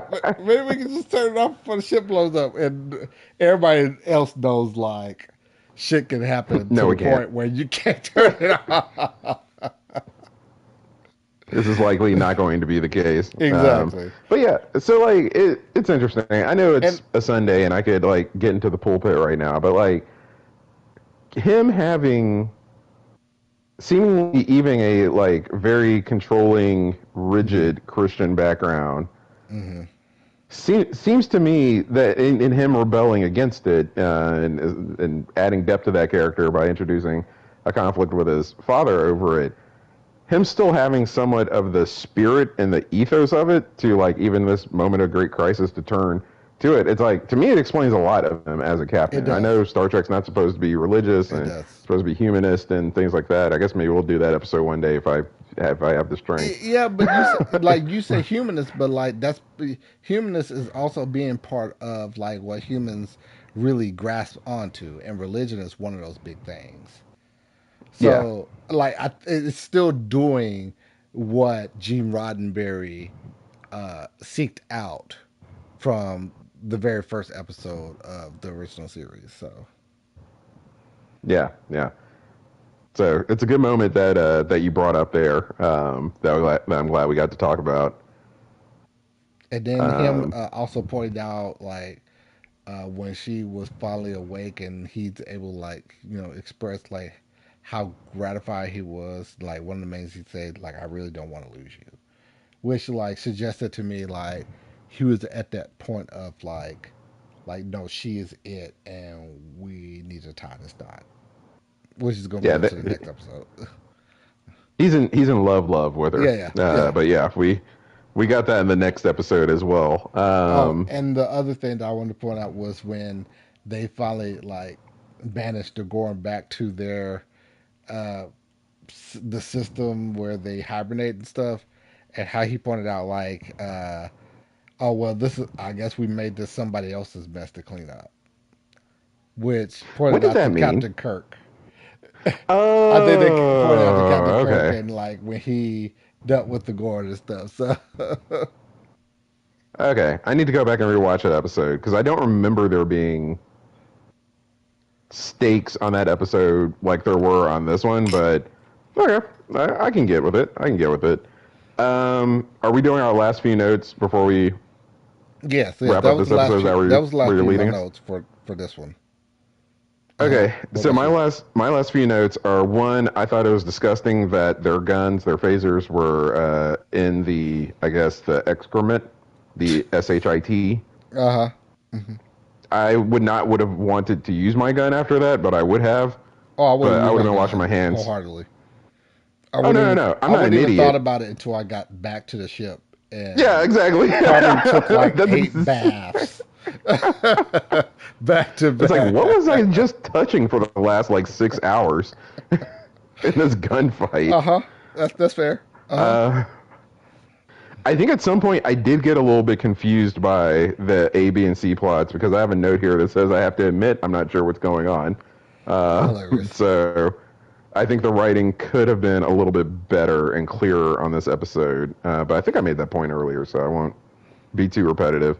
There's a moment where La'an is having some PTSD, Hmm. and Mbega has a line in there where he says, "You're not there, you're here now." And she's like, "Well, here's not that much better." And they play it off as a bit of a joke, but I'm like, I think that's actually how you treat people with anxiety Yeah. and Yeah. PTSD is to That was remind them that good. they're That was a not. good, very good season.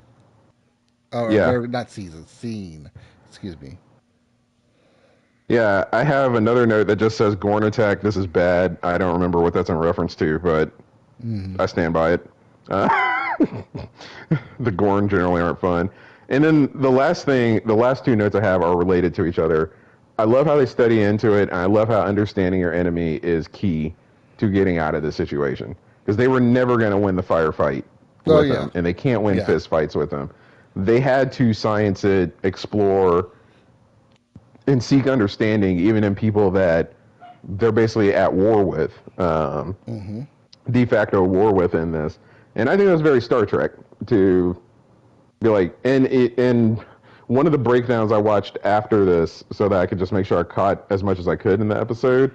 Um, they pointed out how best of both worlds ending this is to put them all back to sleep. But I do like the fact that they really studied into it because in Best of Both Worlds, Captain Picard just tells Data target the Sleep. sleep. Yeah, Sleep exactly. data. Sleep. Oh, he's Yeah, just exhausted. No. Yeah, well, yeah, he is exhausted, Doctor. But you're correct. But also be quiet. I got work to do. If Data was super rude. I So feel I what do you're like. saying, but shut the fuck up. I'm trying to realize is exactly what Picard is trying to say in this situation. Beverly. Like, that's basically what I got from that. His brain works too fast to be that rude. But yes, that's basically where we're going. Um, so yeah, that was all my last notes on the episode. So, in all, what do you give this episode? Okay, so I mentioned this before, and I'm gonna make it quick. My initial scoring right after the episode, because I liked the action in it. I Hmm. liked um, even just the near sacrifices that were made, and Hmm. the part where Ortegas is piloting and bleeding out at the same time is That last like moment. Hmm. amazing to me. I initially gave it like a 7.5, almost gave it an 8. My Okay. second part of a two-parter bias kicked in, and I gave it a 6.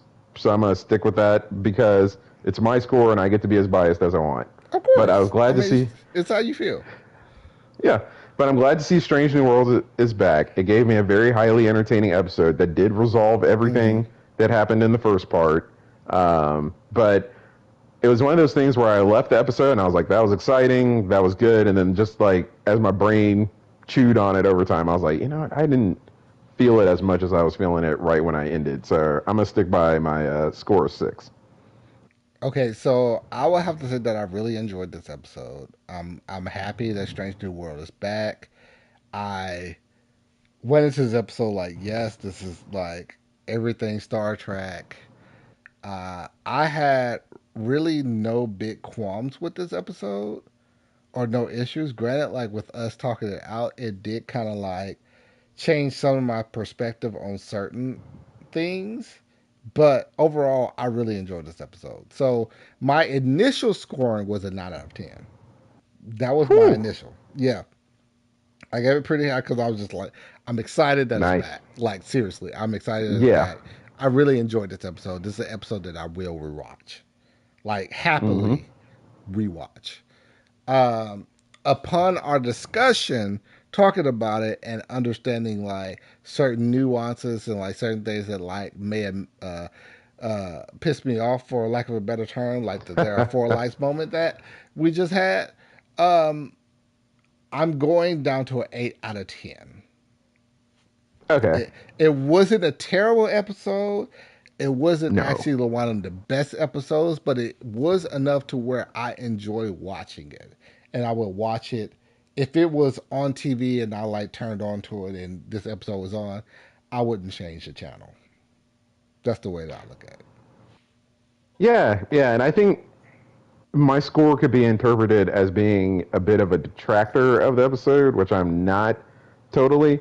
I think if it was just going just on what you said, if it was just on, I would finish watching the episode. Yeah, It's Star Trek, man. yeah. It's Strange New Worlds. Like you can't be too upset about that. But no, I think this is weird. We gave it two pretty different scores, but I don't feel like we're in conflict at No, all. I'm like, I no, get why we're you not. labeled it an 8. But So, I get why you labeled it a 6. Like so, like six and yeah. a half. Like so, like I understand, but we're both under the same premise that like this episode wasn't awful. This No, it was this not wasn't awful. a episode that shall not be named moment. No, no. And I actually looked back at the score from uh, uh, shoot, what was the season premiere name for season 2? I can't remember. Actually, I'm gonna pull it up real quick. Stall, stall, stall. Talk, talk, talk. Yeah, I gave that one a 7.5, and that was the one where Spock got drunk with the Klingons. Um, I get that pretty high, and didn't so, I? I think I gave it an 8 out of 10. I think so. I think so. So like the fact that like my original score and the score from last year all were kind of like around each other. Kind When of they locked do up. these, Mm-hmm. yeah, when they do these first episodes of Strange New Worlds, I think they're kind of like, let's just get on base. Let's just get a hit, Yeah, maybe hit a double, yeah. get on second base, get in scoring position, and then let the rest of the season flow. And I think this episode does achieve that. And it's funny, like how I'm like, yes, I'm just a yes, we're back scorer. Like, but then like as we get into the nitty gritty, that's probably when I'm gonna be the most harshest because this next episode, I am gonna be Yeah. harsh on. I'm sorry to say. Well, do you want to do like a quick, since we have a natural like pause point, you want to do like a quick like bathroom break? I was going to suggest that because I Okay. definitely do need to use the restroom. So we're gonna take a break right now before we go into episode 2 of Strange New Worlds. We'll be back in just a moment.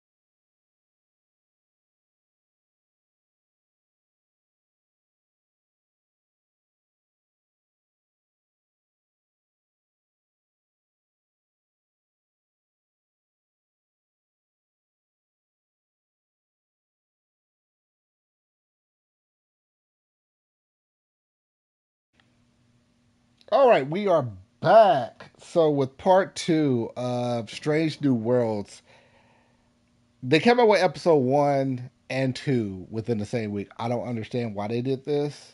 To me, episode one stands on its own, and episode two, spoiler alert, I don't think it was that great. So we'll get into this more now. So I feel like you're gonna have the same effect on me that I had on you on that last one, on the where I'm last like, I might episode, lower my yeah, yeah, yeah. I might lower my score for this one than after we talked about the first episode, but we'll see.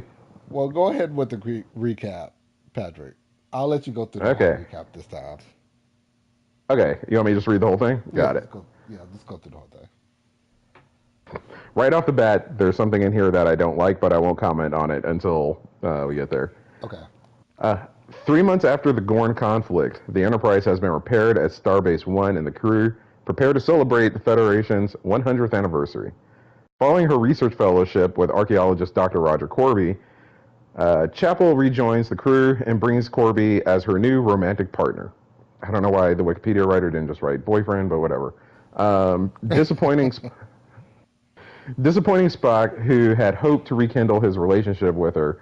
Spock is given a drink by an unfamiliar Vulcan bartender, and the next day he wakes up in a different reality where the crew are preparing to celebrate his and Chapel's wedding.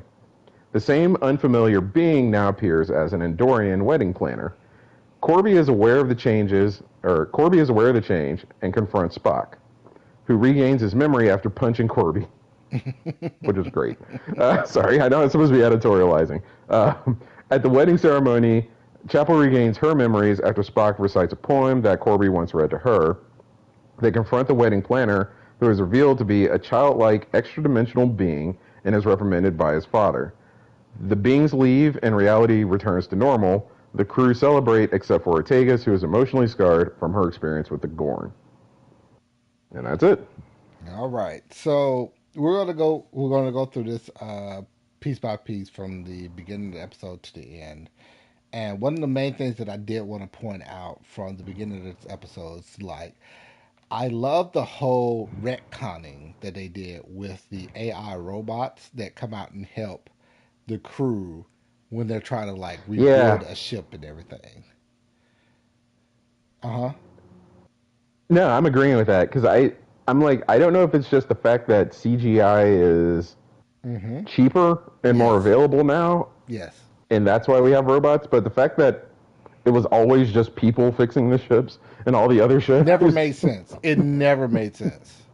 Especially no, like not on being the as trajectory far we're on. into the future that we were and how automated systems were. Like that should have never ever been a human out on the whole of the Enterprise Yeah, when a major fix needed to be done. It should have always been some AI robot. and they did this retcon back in Discovery too, because I think mid battle with the fight with Control, they send a Mm-hmm. bunch of robots out Mm-hmm. to repair the ship to try to hold it together while they're getting like annihilated by like 30 other ships. So I do love this retcon. This is a reason why I wanted to point this out was because of there are situations where people talk about retcons and they're just like they're detrimental, like this doesn't make sense, da da da da. It's like there's certain retcons that do make sense, and I truly believe this is one of them. Like for you to always imagine that there were people out on the hull fixing these ships when they got into like these very big traumatic situations, it makes no sense because it wouldn't have gone as smoothly. It probably wouldn't have even been fixed within the time frame that they suggest within the show. Right. So to have these AI robots show up like while they're doing it makes complete logical sense in my opinion. Absolutely. Absolutely. The first thing that I'll point out, and I Mm-hmm. don't know how you want to go through our notes, but you'll keep us honest because you're No, a go great ahead. host. You probably where I'm at, so go ahead. The first thing I want to point out is the 3 month time jump. Like, Mm-hmm. they had set that up in the prior episode. Like, I thought Spock was going to go like on a journey in these 3 months away and like Mm-hmm. find some emotional independence Mm-hmm. and like all that stuff. But to cut to 3 months and he's After one episode. after one episode and he's still exactly where he was Mm. after they made the point that they made in the episode before, I couldn't stand. That's officially what broke me. Like I was tolerating the Spock Chapel stuff in the episode before, where I was Oh, so like, that was your I'm done yeah, moment. yeah. When they came back and he was learning how to dance in the most spectacular ways, he was learning how to dance and to impress Chapel. I was already like, oh no, come on. And then like he shows up with the gift. I'm like, oh man, we're still. I get where you're coming from with this, but I was also depicting how a Vulcan would be in this particular situation because Vulcans live way longer than humans. So 3 months to humans is a really considerable long time, and we would have like come to some conclusions about that particular point in our lives, and like would have come Yeah, like da da da da like would have like drawn some conclusion from it to move forward and learn from it, right? So I get yeah. what you're saying. But from Spock's point of view, 3 months might as well have been 3 days. Like, let's just be real. That's a Vulcans, good. I'm gonna jump in and say that's a good. Just I didn't think about that. That is a good justification there. Vulcans live a lot longer. Like, yeah, to humans, 3 months, long time. To Vulcans, that was a small blip within their life. So he was thinking to himself, like, I gave Nurse Chapel her time. We're gonna come back. Everything's gonna be good. Woody woody woo. Like we're gonna fix everything. So he has it like, and that's crazy to think of because it's like, okay, what would be the right turnaround time for a Vulcan to get over a relationship and move forward? Seeing as how they live, I don't even think that they like gave a direct number of how long they live. I'm Like, actually trying to think if I've heard a number because I feel like they go well over 100 years. They I'm get thinking into that they've gone 200 well years? over 200. Like, Yeah. so I don't think there's ever like a real time frame that they've given, but it's like in comparison, like this is a blip on their life. Yeah. So I can see why Spock would be the way that he was at around this time because it was just like, oh, this is almost like yesterday to him. To Nurse Chapel, this was 3 months ago. This was a good minute ago. Yeah, of course he I've moved dealt on. with stuff like, and that's another thing why like I even pointed out like Nurse Chapel's hair. Damn, like her hair was on point. Like that hairstyle, loved it. It was on point In with this her. episode, they pretty much nail everyone's hair. I would agree. There's one exception. I Mm-hmm. didn't. But And sorry, y'all. I'm not I trying to think I be know of your exception, but misogynistic. we're going to get there. Uh huh. Oh, okay. Well, we'll move on then. So so I get like how they were trying to portray here. So I understood the whole. Oh, this is why Spock is thinking this way. Oh, and then when you see Dirk Chapel, like, oh, this is how she is. Because when it comes to love, when it comes to um, feelings and how people are, those things are not like exact. It's very complicated. Extremely complicated. Extremely complicated in a lot of situations. So it's never really straightforward as some like happily ever after stories make it to believe. Like real love is has a lot of layers, a lot of complications there, a lot of things that both parties have to get over, and a lot of things that both parties have to accept, and a lot of things that both parties have to realize that this is just the way that their spouse is. Yeah, And that's a lot. it is a lot. So I can definitely see. Because, okay, one thing that I want to try to touch on briefly Uh huh. is based on what we know about original series, movie, Hmm. and TNG Spock. Is he someone who has mastered his emotions, or is he someone who suppresses his emotions? So that's one of the main issues that some fans have about this rendition of Spock, because Yeah. they always made it seem like with the original series and going into the movies that Spock always had a didn't have a handle on his emotions and Okay. didn't know the best way to explain them. Hell, that was one of the main plots of the motion picture, was like he was off planet in the Kolinar trying to like get his Oh emotions in yeah. check. God, I can't believe you remember that. Of course, I've only watched that movie once because it's very hard to watch. I've unfortunately watched it within the past 5 years. So Mm. Who hurt you, Dante? I told you I get these moments where like things happen in life, and Star Trek makes me feel centered. Star Yeah. Trek Star Trek helps me to get into a world that's not currently my world, and gets me out of it enough to be able to focus my mind back to, okay, the situations that I'm going Even the through motion probably are picture, though? not even the motion picture. Like they get me into a moment where it's like things are not as dire as I make them to seem, because there are situations where that have happened in the past where I've been able to uh, one either find the situation out or things were provided to me. So granted, that's also building within my faith, which is a much longer story. So Indeed. yeah, Nah, I feel you there. I just didn't realize it extended to the motion picture, which, it does. unless I'm It does. misremembering it, it is hard to watch that movie. It is very hard. But it's still Star Trek. It's one of the things that I learned. It is still Star Trek. I I will loved them. agree. So one of the main things that I wanted to point out at the beginning of this was like, okay, yeah, the love of the. I love how the AI robots were retconned, but also at the same time, like Spock fretting like him meeting Nurse Chapel, which is like playing upon that whole aspect of he hasn't fully gotten control of his emotions as of yet. So I think what Strange New Worlds is trying to do is like trying to show a Spock where he is way too in tune with his emotions.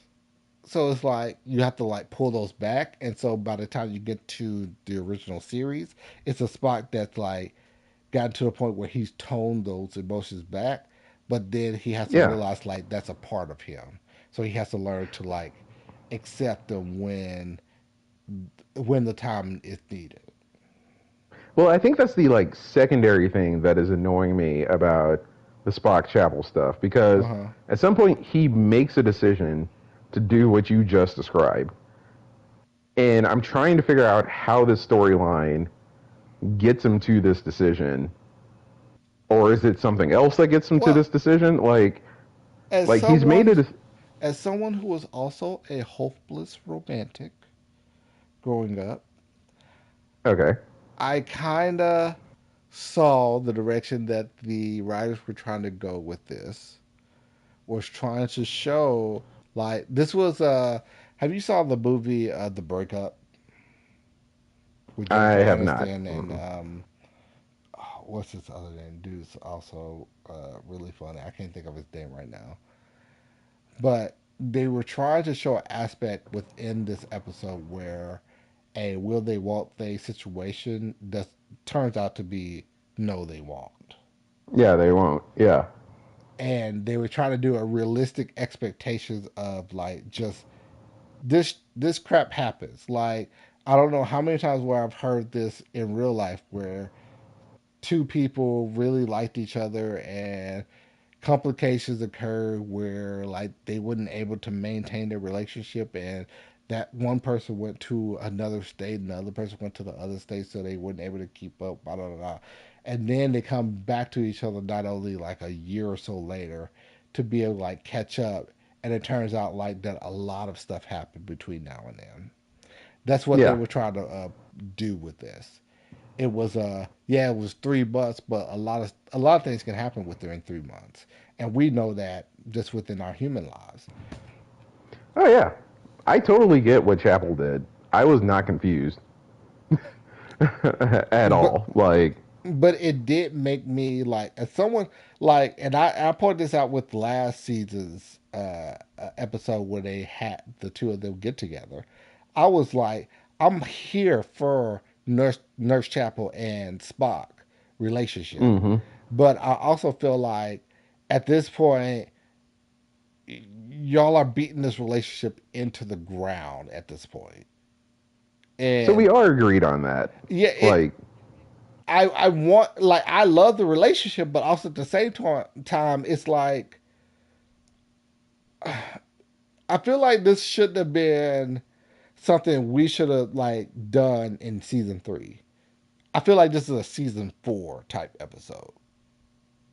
so, oh, okay, I get your comment now. Like, it's been too quick. It's It should way have been a too bit quick. more of a slow burn. Oh, okay. Way too quick. This should have been like her moving on, and I get, like I said, what I said previously. I get what they were trying to put out, like that she's human. Humans only last 100 years, hundred some odd years. So it was trying to show how she's quicker to move forward with a love interest than how Spock was. Spock was still stuck because their species lasts 200 plus years. So it was hard for him to move forward because for him it was almost like yesterday. For her it was almost like it was a year ago. Mm-hmm. So I truly fully get that aspect of it and everything. But also at the same time I feel like this is something that we beat, like, this is a dead horse that we're beating to It death is a here. dead horse at this point, and Like, I think. Mm-hmm. I feel like this it would have been better if last episode, the episode 1, how they ended everything, would have just like been cool for a while. We don't even have to Yes, explore this exactly. for a while. I agree. We Like, didn't need to come right back to we it the next didn't. We episode. did not. And I agree with that. Because they do that with Deanna Troy and Riker all the Yes. time. Where it's like we don't like, this is really does need to be defined at this moment. And so we're gonna string you along a little bit more. And we're gonna string you along a little bit more. Oh, Deanna Troy Mm-hmm. gets in with like Worf. We're gonna string you on a little bit more. Like, there's complications. Like, seriously, this is the level of complications. How they did TNG, how relationships can be as messy as they are in real life. Yeah, they So can be messy. extremely. So how they tried to do this, it was too soon. It was too Yeah. soon. Okay. It's interesting. We're at the same spot for for not even too much different reasoning, but enough different reasoning Mm-hmm. where like we're both. I would 100% agree if, and that's why I don't like the 3 month jump into this episode. Is Yes, like if they had just spread it out and brought it up later, it would have felt so much more it natural. was. It was. And It would have felt more organic. Like, yeah, this. exactly. This is exactly how this situation would have happened in real life. But because it was Yeah, just like, next episode, boom, we're dealing with this. Wow, yeah. And there's a I gotta lot of admit, story that could occur between now and then. I know. I gotta admit, after fighting the Gorn, Mm-hmm. Ortega's near sacrifice, Mm-hmm. La'an, who is looser and more open to friendships and relationships for the first time in a while, which is a offshoot of the episode that shall not be named. Mm-hmm. Um, quite frankly, like there was so much more cooler stuff to do than to just go back to Spock Chapel stuff. Way more And character development that could occur. I would have been mad if the second episode was specifically on Ortega's and how she dealt with the PTSD from that previous situation.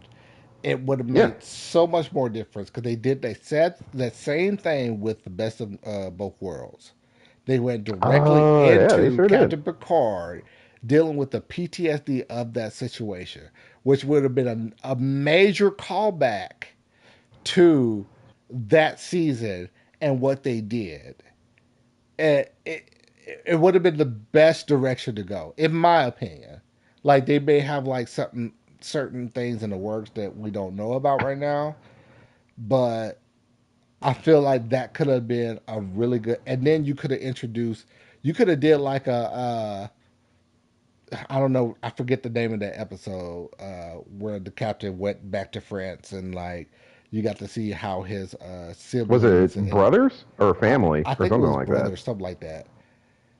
They could have did a similar situation that would have introduced Ortega's brother, that Yeah. would have introduced Ortega's family.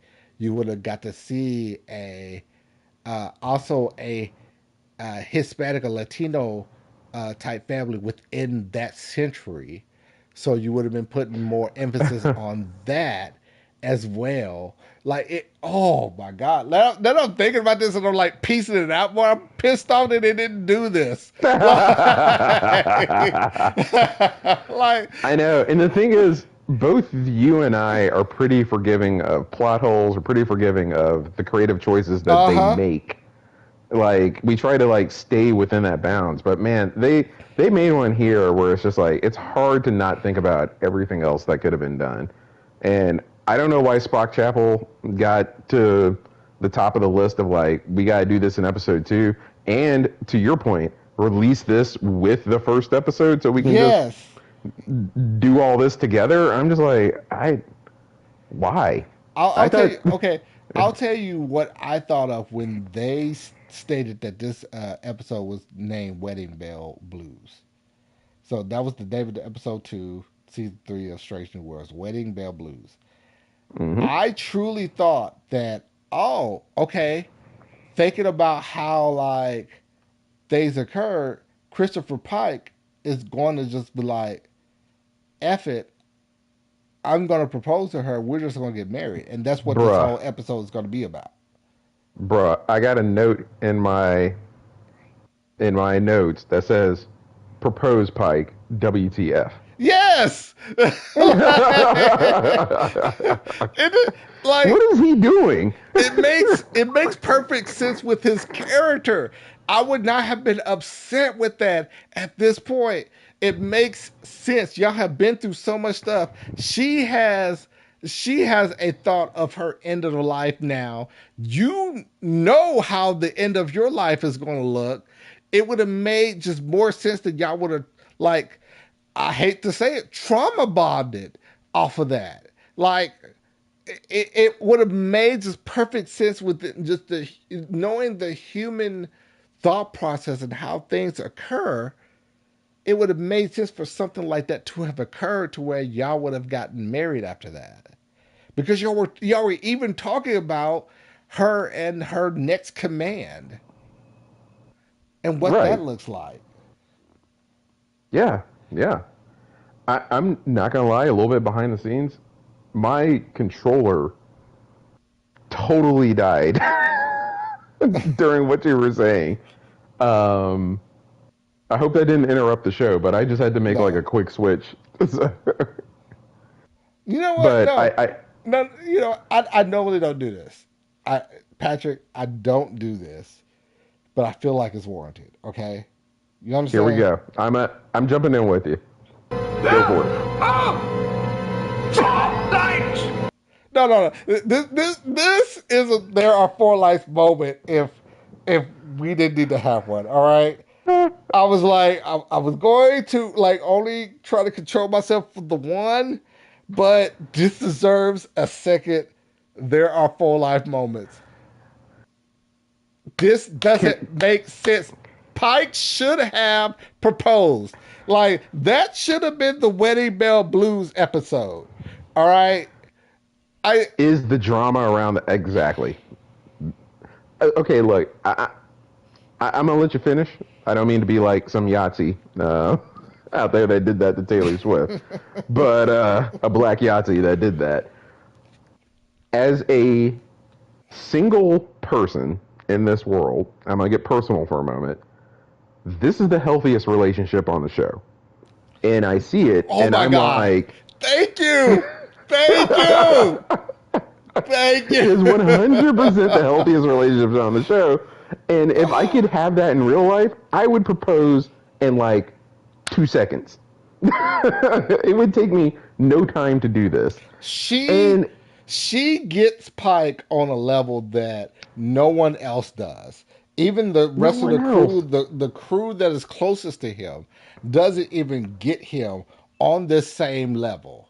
That is number one, number uno of picking your spouse.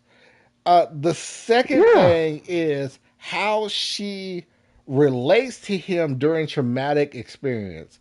He been through a traumatic experience. She cracks a joke. She goes through a traumatic experience. He cracks a joke. It's it's it's the perfect encompasses of like how a perfect couple should be. It's like, yeah, yeah, I know what this is. This is just how the way that we are, and you act Yeah. accordingly to that.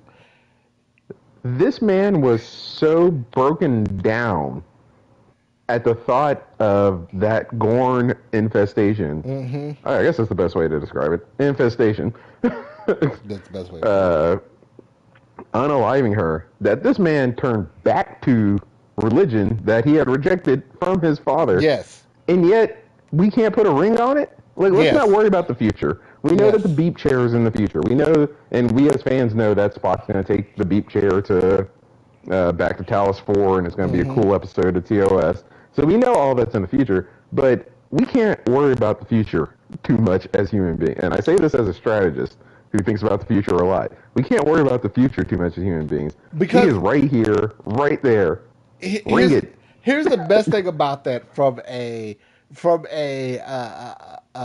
just point of view of the cast, the people that's watching the show, showing a situation where they ended up like realizing how much they loved one another, and they didn't want that to pass as much as possible. And it's just like, you know what, F it, we're getting married.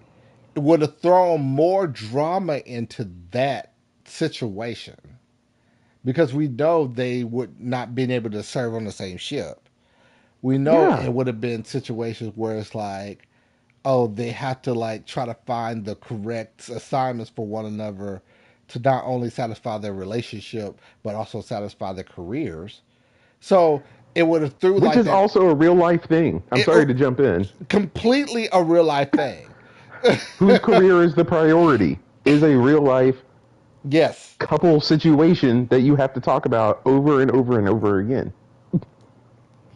but also with that, it's just like this was a great way of pivoting to a relationship for the second episode that would have like tugged at your heartstrings. Yeah. That wasn't Chapel and Spock. Which we don't need more of. We don't. That could have waited really to the last episode or episode before last of this season. Really, Absolutely. if I'm being honest, like you could have drawn that out as much as possible. If you're being anxious about that plot thread, I would give you to the midpoint, episode 5. Yeah, Like, you could and possibly bring that back, and it would be, you can yeah, have her come back to the ship being very vague about her exploits on that planet and like everything she did and everything. Like it could be to the point where it's still open ended, where Spock still feels like he has a chance with her and all that stuff. Like it, there was enough there where you could have drug that out longer. But like yeah. really, the Wedding Bell Blues would have been about Pike understanding and coming to the point where he's like, no, why am I not getting married to this wonderful woman, regardless And of there's what this is going also, to look like? exactly, and there's also something that I don't get about the end, because she stops dancing with him, and he's disappointed, and I don't get that. I don't understand what happened in the You talking about episode Nurse or in any Chapel? prior episode. No, no, no. Battelle, unless I'm misremembering it from yesterday. She's like dancing with Pike, and then like she's like gotta walk off, and he's like, ah, come on. Did that not happen? In this episode, I didn't put down anything like that within my notes. I thought that happened. Okay, carry on with the four lights. I'm gonna check the in-memory alpha. I thought she walked away from his dance um, at the end of the episode, and I was confused by that. Which, so let me just to complete the thought. Uh I huh. think it sets up another will they, won't they that we're gonna get exhausted of by the end of it. It's like the only romantic storyline that they know And I feel is will like they, with won't they, and they theirs, do it with everybody. I feel like with theirs was at more of a conclusion. Like that was the conclusion is they're to the point as two people where they can really determine whether they are really into this enough to be able to deal with it and like power through it, or like we need to move forward. Like it is at that point within that relationship, knowing relationships the way that I do and how I've dealt with them over the course, like that is literally where they're at right now. And it feels like they're gonna draw that out more. Where I feel like When they Nurse Chapel and Spock's relationship was way more layered, way more complicated because you're dealing with two different species and two different ways of how they react to certain situations, and how Spock is willing to come to where Nurse Chapel is. Like there was a lot more that they could have touched on with that before pointing out she has a new boyfriend that she's really into, and like I truly did not like that at all. I yeah, if I'm being real, I did not like the whole pointing out that she has a new boyfriend now at all.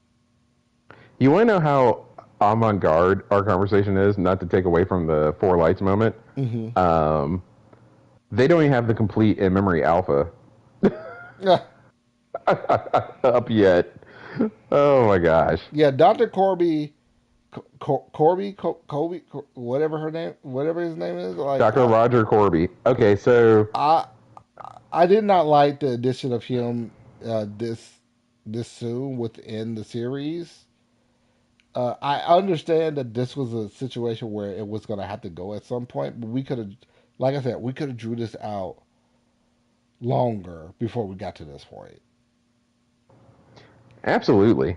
So okay, this is live, right? So like I'm oh wow, I didn't notice this, but I think Sam Kirk no, that wasn't Kirk. That was someone else that asked Ortega to dance and she turned him down.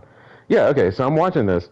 Patel and Pike are dancing and I swear she just marches off the dance floor at some point. They're dancing. Yeah, she leaves. I'm watching this. She leaves, and Pike is like, "Hey, what's up? Where are you going?" So they're definitely because he's like staring around the dance floor. There's actually some very confusing editing here because I they forget almost what make it happened seem right there. like hmm I forget what happened right there. And that's crazy because I they just watched the episode today. So yeah. There's confusing editing here because it makes it look like he and Ortegas are gonna dance, which I don't know what dancing actually means at the end of oh, this where episode. Pike Like, and Ortega's is going dance. Yes, I thought yeah, that and then same thing Ortegas too. takes off and heads to the gym to do some training, where she uses the free hanging punching bag, which I don't like. I like or at least I don't like the ones of that size because they swing too much. But like, yeah, Battelle bolts from the dance floor, and I'm like, does that mean they're in a good spot or not a good spot? Not only is the healthiest relationship on this show, I'm back to the four lights moment, I'm sorry. Not only is the healthiest relationship on this show not being taken up a notch that it needs to be, and I am a single person seeking a healthy relationship, so it gripes at me. But then she just walks off the dance floor for no reason, and then they make it seem like Pike and Ortegas are gonna dance, and that doesn't happen. And it Well, turns out he's kind of actually looking in the opposite direction when that happens. it's So a conflict for conflict's sake in that particular situation. And like I said, I'm gonna have to go back and rewatch that to understand that. But also with Ortega's, uh, her the whole point with her is that not necessarily that um, they were gonna have a moment there. It's the simple fact that like Captain Pike I feel like in that situation, it was a moment of, oh, I see where Ortega's is at. Like the type of person that he is. Oh, he sees Ortega's leaving the party. Yeah, he sees her leaving the party, which he correlates to like all the what she dealt with the Gordon and everything, and that she's not fully over that.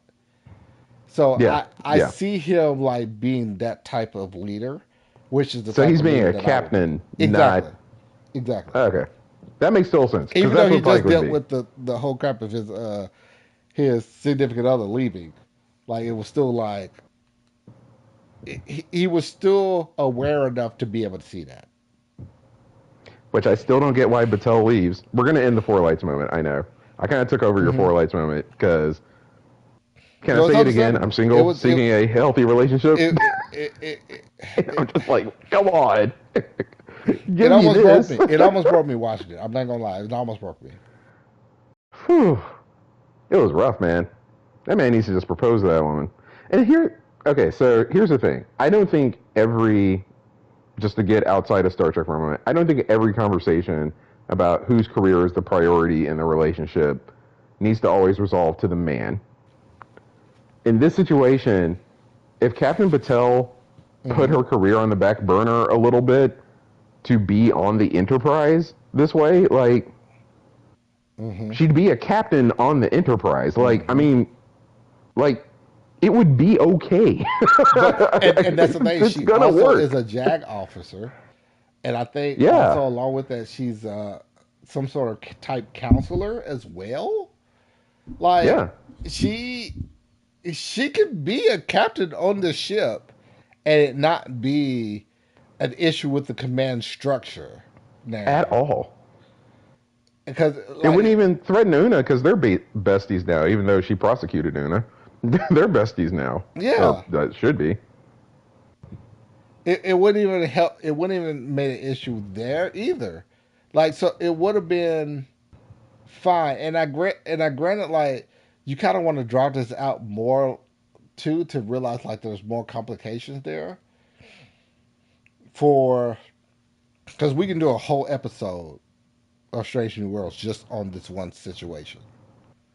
So Which should have been this episode, which was your original point. that's true. That's true.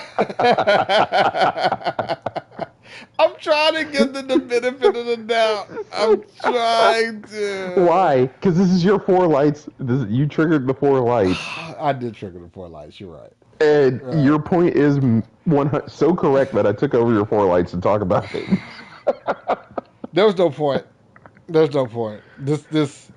This episode could have been about Pike and Patel, and the fact that it wasn't, and it was about Spock and Chapel. It makes no sense. I'm Now done we're with it, going back to man. Strange Trek. It makes absolutely no sense. Absolutely no sense. I'm done with it. I can't do like you pointed out. I at least need a break from Spock and Chapel, Yeah, and because Pike and Battelle would have been Nurse the Chapel and best Spock break. were already what like 3 episodes of 10 last season. Oh yeah, you're right. If I'm thinking about this correctly, so it's like And they kind of started laying the seeds of it in season one, yeah, if I remember correctly. they did. Like this So is a slow burn that we all know is not going to work out at the so it was like they were almost ready to get to the fact that this doesn't work out. They were trying to get to that as quickly as possible before allowing things just to breathe Yeah, and have a yeah, natural progression to this didn't work out. exactly. So I My do want to goodness. point out certain things within this episode. Okay, Is this uh, the end of the four lights? Because I got one thing I yeah, want to point out to you before. end of the four lives for me. But you got something else? No, no, it's the end of four lights for me. Um, I don't want this to trigger another four lights, but did you see the one nacelle ship that they put on screen? Oh, Because you made a point. yeah, I don't get upset with those. So, to the unpopular explorers that like wonder what the hell he's talking about, he's talking about we're gonna have an episode at some point like of starship design and how that doesn't make no sense, and I hate one nacelle ships. it pisses me off to see one nacelle show.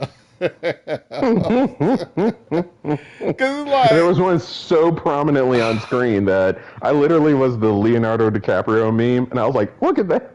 Like, he's not gonna like that. so It's right there. he's trying to point that out to me. No, I didn't take the bait there. I didn't take the bait there. But there are certain things that I do want to point out from this episode. Number one, La'an dancing and the actress, she is gorgeous. She is gorgeous. All right. Gorgeous, beautiful. Her dancing, even with the small amounts of dancing that she showed within this episode, I could tell like her love for it and how interpretive it is.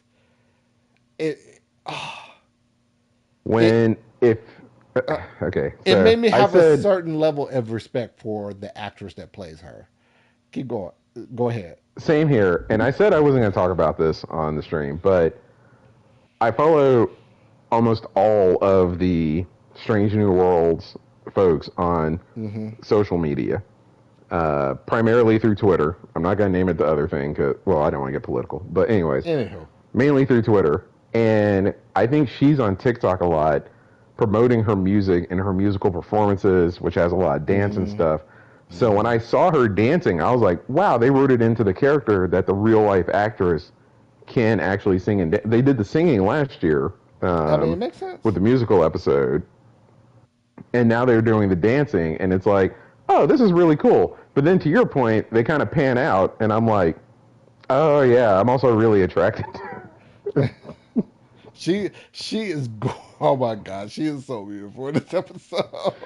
You talk. Never So mind. I'm not beautiful, gonna say and you see, that. and this is the what I love. Like my issues with Voyager now, in a younger age, and we'll go deeper into this in another episode. But like, and how like the character development it isn't like true to life, or it doesn't make sense in how like the characters develop within Strange New Worlds.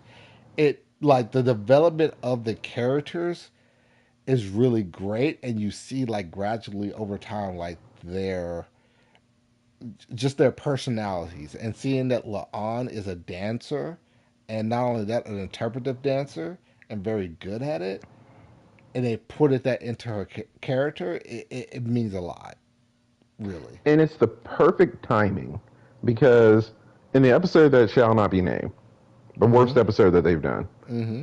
they show the fact that if she were free from her prior traumas and Yes. her duties and responsibilities and things like that, she'd be so much more open to relationships and Yes. herself and things like that. And so the fact that she went back and beat the Gorn, like literally, we didn't talk about this in the first part of the review, but literally walked up and just put the phaser to one of the Gorns Oh yeah, yeah. I forgot for about that part. Like, yeah, point blank. Yeah. stared that Gorn eye to eye and was like, "This is your last day." You wanted to say the N word right there, didn't you? I picked up on it. Stared Stare eye to that eye with nigga that directly in the face. Gorn. I'm gonna say it for you. I'll say Oh, thank you. Like she's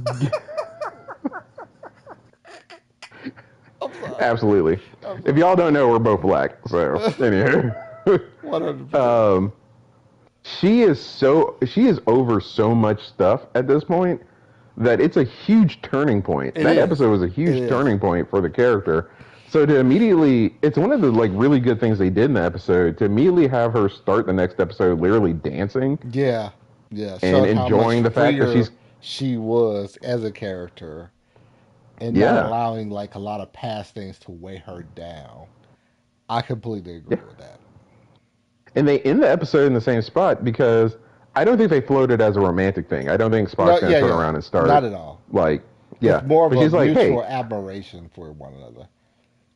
yeah, I see my friend struggling. I'm going to be a friend. Let's dance. You know, like she's able to do that now. I think it's a great trajectory for La'an that I they would put in here. In addition to I would the actually fact take that, La'an and Spock as like that kind of like a budding besties type moment. yeah, I would Personally, agree.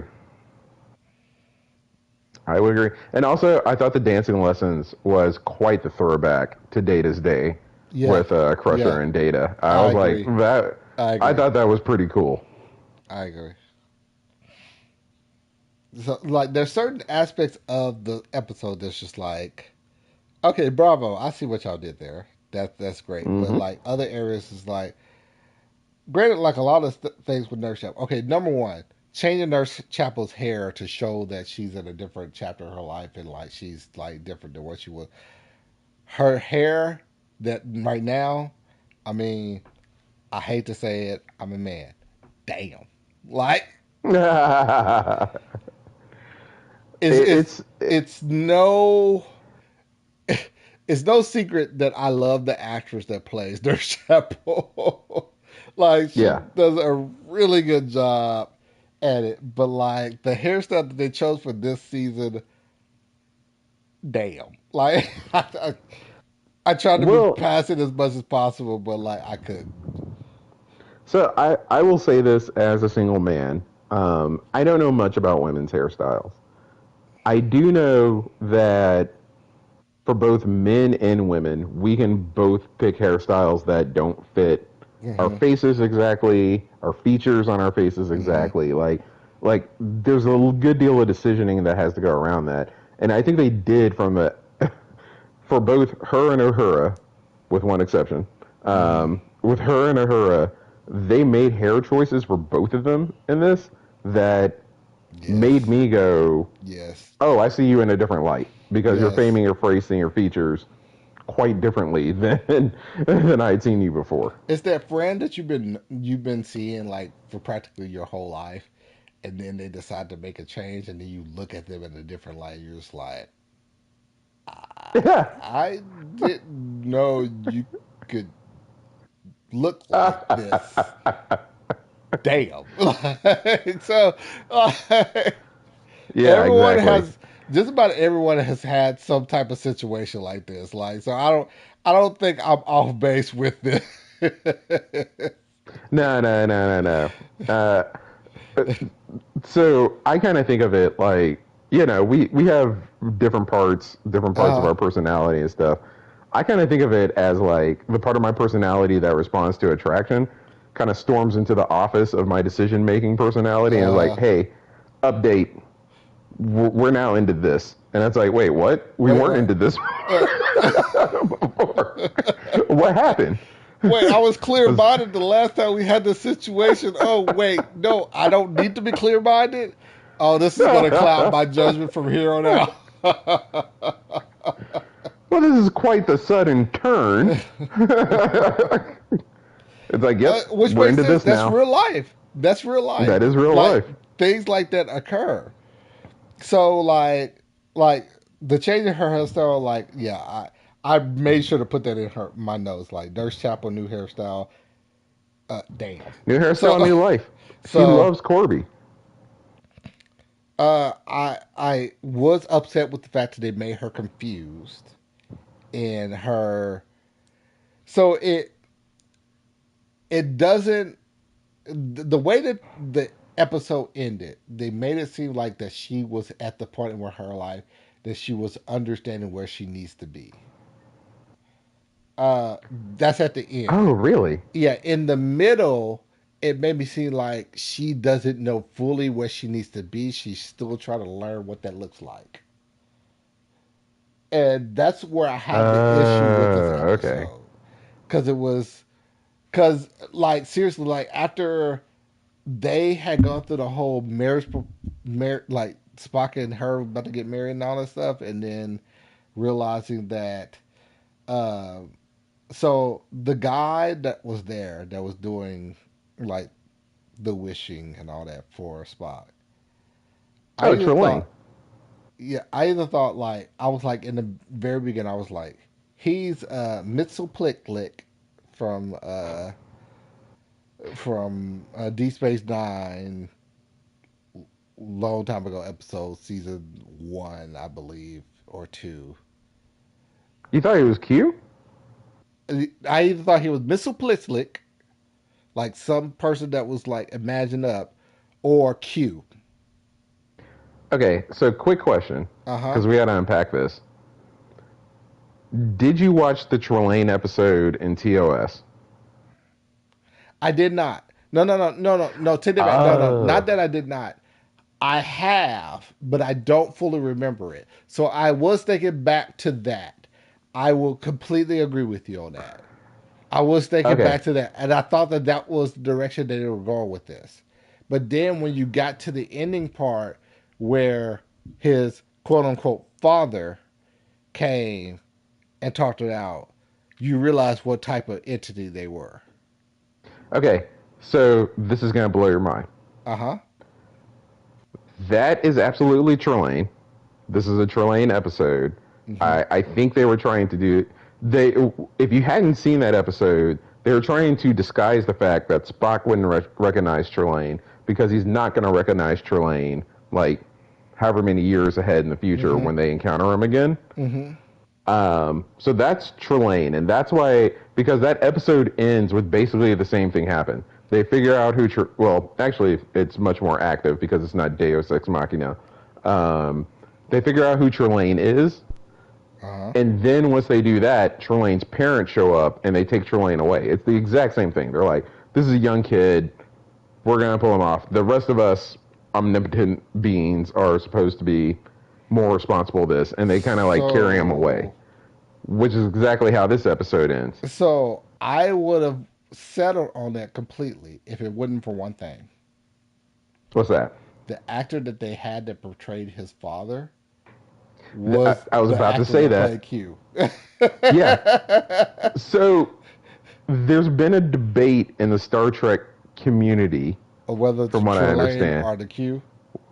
Yeah, whether Trelane was a Q this whole time, and I think they're trying to resolve So is it. that like a portrayal of it? Like, and they were trying to say like, oh, the Q or the Trelane? Yeah, exactly.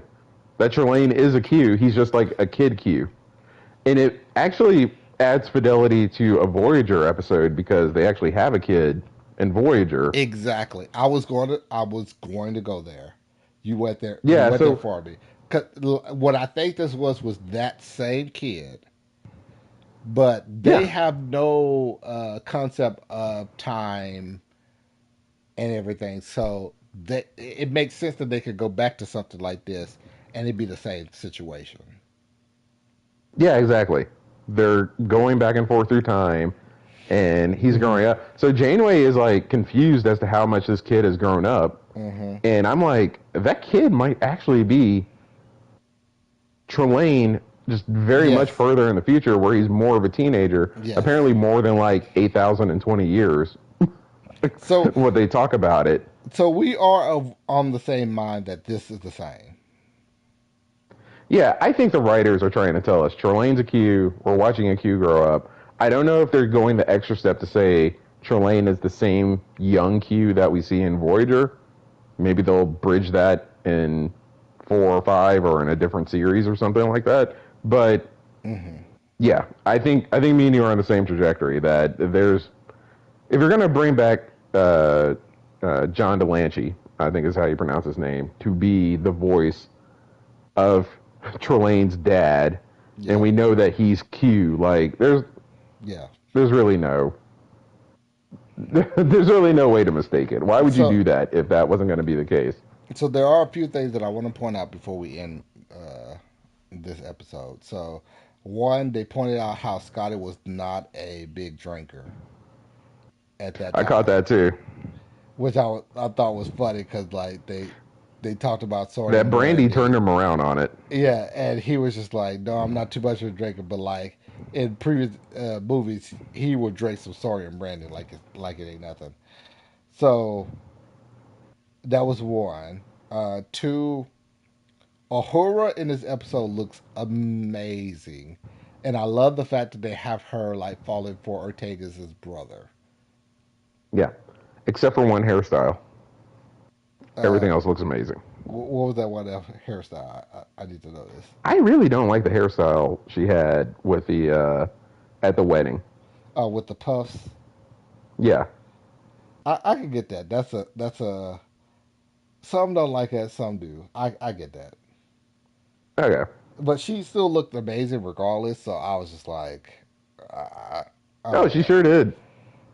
Beto is onto something. Uh, What the documentary do you think he's making? Because they make a plot point to have him tell her that he's making a documentary about the so Federation. that's interesting that you pointed on to that. I did not pick up on that. I wonder if that does become a major plot point later.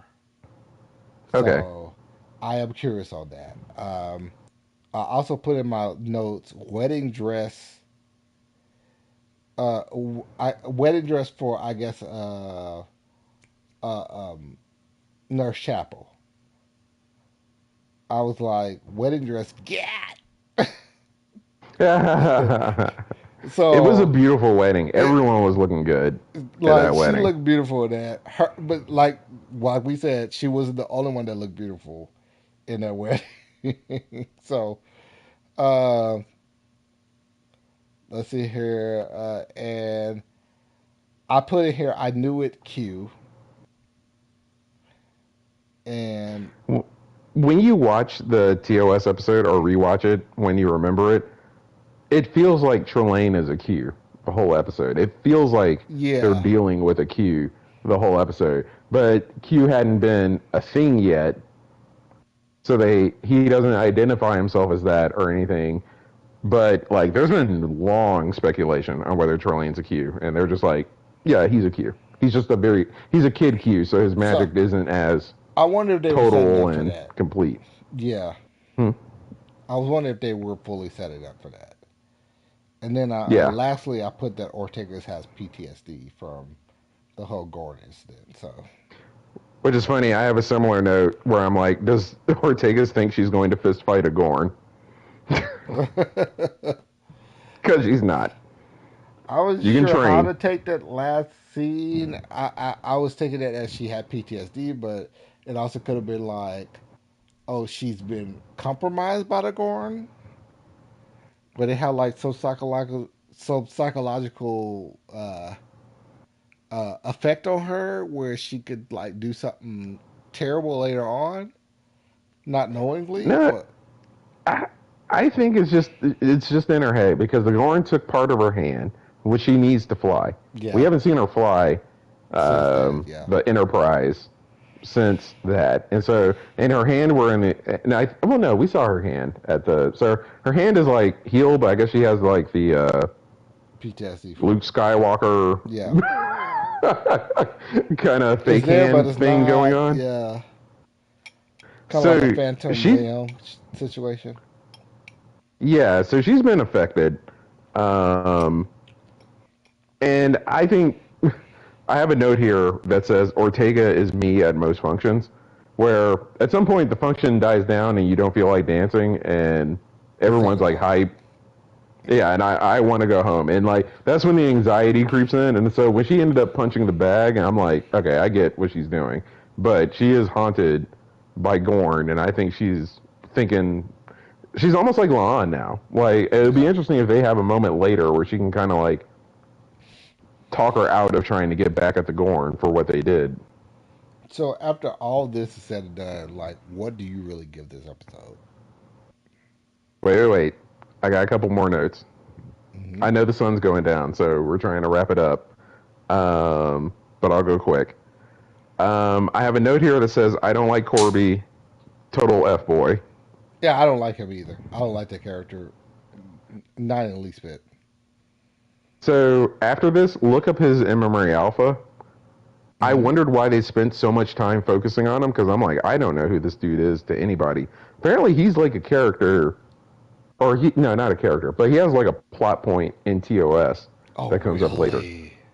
Yeah, and based on when this episode happens, because you can actually timestamp the episode because he says the year that the Federation is founded, and it's 100 years, so you know what year it happens. Hmm. Apparently, the stuff that's about to happen to him happens to him later this year. So stuff's going to move like a lot quickly between him and Chapel and with him and things like that. Uh, a lot Interesting. of thing, a lot of things that Spock shows up to, I would have never shown up to. So I'm Okay. just going to leave it at that. I have a note that says, "What was in that drink that Trelane made?" I said, "Definitely tequila." There's at least some tequila in the reality warping drink Hilarious. uh, that he made. And then the only other thing that's really of note that I wanted to mention is that this is why I wish it didn't take over 2 years to get a new season. Hmm. I totally forgot that Spock and Spring broke up in season two. Totally. So most of the episode, I was like, why is he allowed to just be cheating on T'Pring in front of all of these You people? really forgot that. A Oh hundred wow! percent Like I forgot it. already knew that that was like a thing that they took a break. Like Oh, I I did remember that, but like there were certain the situation that I didn't remember was like the nuances, like who got kidnapped by the gore in the last episode, and like how kind of how the situation of how that whole episode went. Really?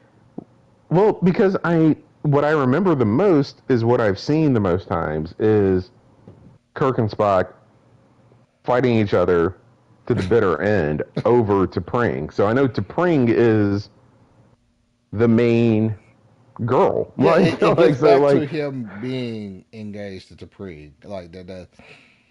Like they're yeah, trying to so get like back to that, and we all know that. But there's a lot so of I time guess between now and then, so I don't there is. understand why they're trying to get there so suddenly. Yeah. So I definitely just totally forgot this whole episode. Not the whole episode. At some point, I think I stopped and Googled it, or I saw it in one of the breakdowns I was watching today. But yeah, once I understood that he and T'Pring were on a break, I was like, oh, this is why everyone's cool with him on the ship. Is cool with Hmm. him chasing shot. Otherwise, someone should have been like, hey man, I get that you're not Like, into your dude, fiance, but like, you got to yeah, talk to her about yeah. that. like, and that's my last note. Sorry. I know we're making a sprint to the end because we've probably been talking for like 3.5 hours. Almost. Uh, so after everything's said and done, what do you give this episode? I came in ready to give it a 6, but after we talked about the last episode, I think that's too unfair to this episode. So I'm dropping it to a 5. That's funny because I came in ready to give it a 7, and the more we kept talking about this, the more I was just like, no, this episode was not as great to even put it at on the lineup. It was just okay. It deserves a 6 out of 10 for me. We both Uh, dropped it a point after offline joking about bumping it up a point for one random reason. it's hilarious. Uh, yeah, but like the funny thing is, from that random reason, we also discussed other things that like deserved it to get dropped one more point. So it's like Maybe I should go back to a 6 then it wasn't because I the was ready to. worst. It wasn't the worst Strange New Worlds No. episode. We all know what that episode is. But also at the same time, for this to be the beginning, like, why did this need to have two episodes dropped at the same moment? Normally, when you see this, it's like, okay, the first episode doesn't give enough to support people coming back to the show. But I feel like the Right. first episode did give enough. So, I yeah, I felt like I needed a week between episode 1 and this episode to really I can see independently that rate too. them. I can see that too. Everyone's tired of the Nurse Chapel Spock thing. Um, For at I least don't, one reason or another. I don't think I'm too far off with this one. No. I No. do feel like this could have been like a situation that could have been resolved in the fourth season. It didn't have to really be resolved this soon in the second season. So that's one of my issues. Even though all the actors, they look good coming back. Everybody look good. The women, the men, the aliens. There's a Hmm. three-armed alien that's going to be the bartender going forward. Oh yeah, yeah. Oh yeah, yeah, yeah. I I did not. I was not upset with Pike or Una in that moment. I was like, that sounds like exactly what I would do in that situation. Oh yeah. Of course, with her, I'm kind of like, why would you take the job on, like, the ship that ends up in the most trouble? But okay, let's do it. She Let's strikes get me off as a the person that starbase. just wanted like more like pizzazz to her life or whatnot. She wants to get into action. Yeah. Okay, I respect that. So yeah. So you gave it a five. I gave it a six. I mean, You know what? I'm gonna be magnanimous. I originally rated it a six. I think I'm gonna stick with a six. I think six is where I think we're aligned. I think we're totally aligned, because it quite wasn't the frankly. worst, it wasn't the best, but it was Yeah, like decent enough to where I might rewatch this. The first episode, yeah, I will rewatch that. The second episode, I'll be like, if I'm in a certain mood, I'll rewatch it. yeah. And my six on the first episode is out of writing bias and stuff. So like, it's not completely a real six. This is a firm six, and rating it a five gets it too close to the episode that shall not be named. So I gotta give it a six. I And think we're at the exact same spot. I get that worse than that. So like, I feel like anything that gets rated that is at the bottom of the barrel for episodes. So that's why I'm in the sixth category. So I thank everybody for joining us for this recap and review of Strange New Worlds episodes 1 and 2 and how we feel about them. We're going to also do episodes, the next few episodes that's going to come out. I think this is going to be another 10 episode season, but Oh, I can answer that uh right now. Give me 1 second because they have the full episode list. Yeah, it's going to go through September the 11th, 2025. Great day to end. And yeah, it's another 10 episode season. so And it's like I another, mentioned in our break, Jonathan Frakes is directing episode 4. So which let's I just feel slot like is that going to be in a as really a good 9 one. or 10 out of 10. So Yeah. So I mean, we're going to discuss more of Strange New Worlds this year, and we're also going to touch back on our Strange Trek episodes as well. So, you know, and the TOS rewatch or first oh watch yeah, or however you want to call it. we're probably going to do that after the Strange New Worlds episodes, and that's when we'll go into that. So, thank you for joining us with this. We appreciate y'all. Please like and subscribe. Um, give me any comments, any feedback on the episode or how you feel about these first two episodes. So, join us next time on Strange New Worlds episode 3, where we discuss the next direction that they try to go. And please join us for any Strange Trek episodes that occur afterwards as well. Have a great weekend.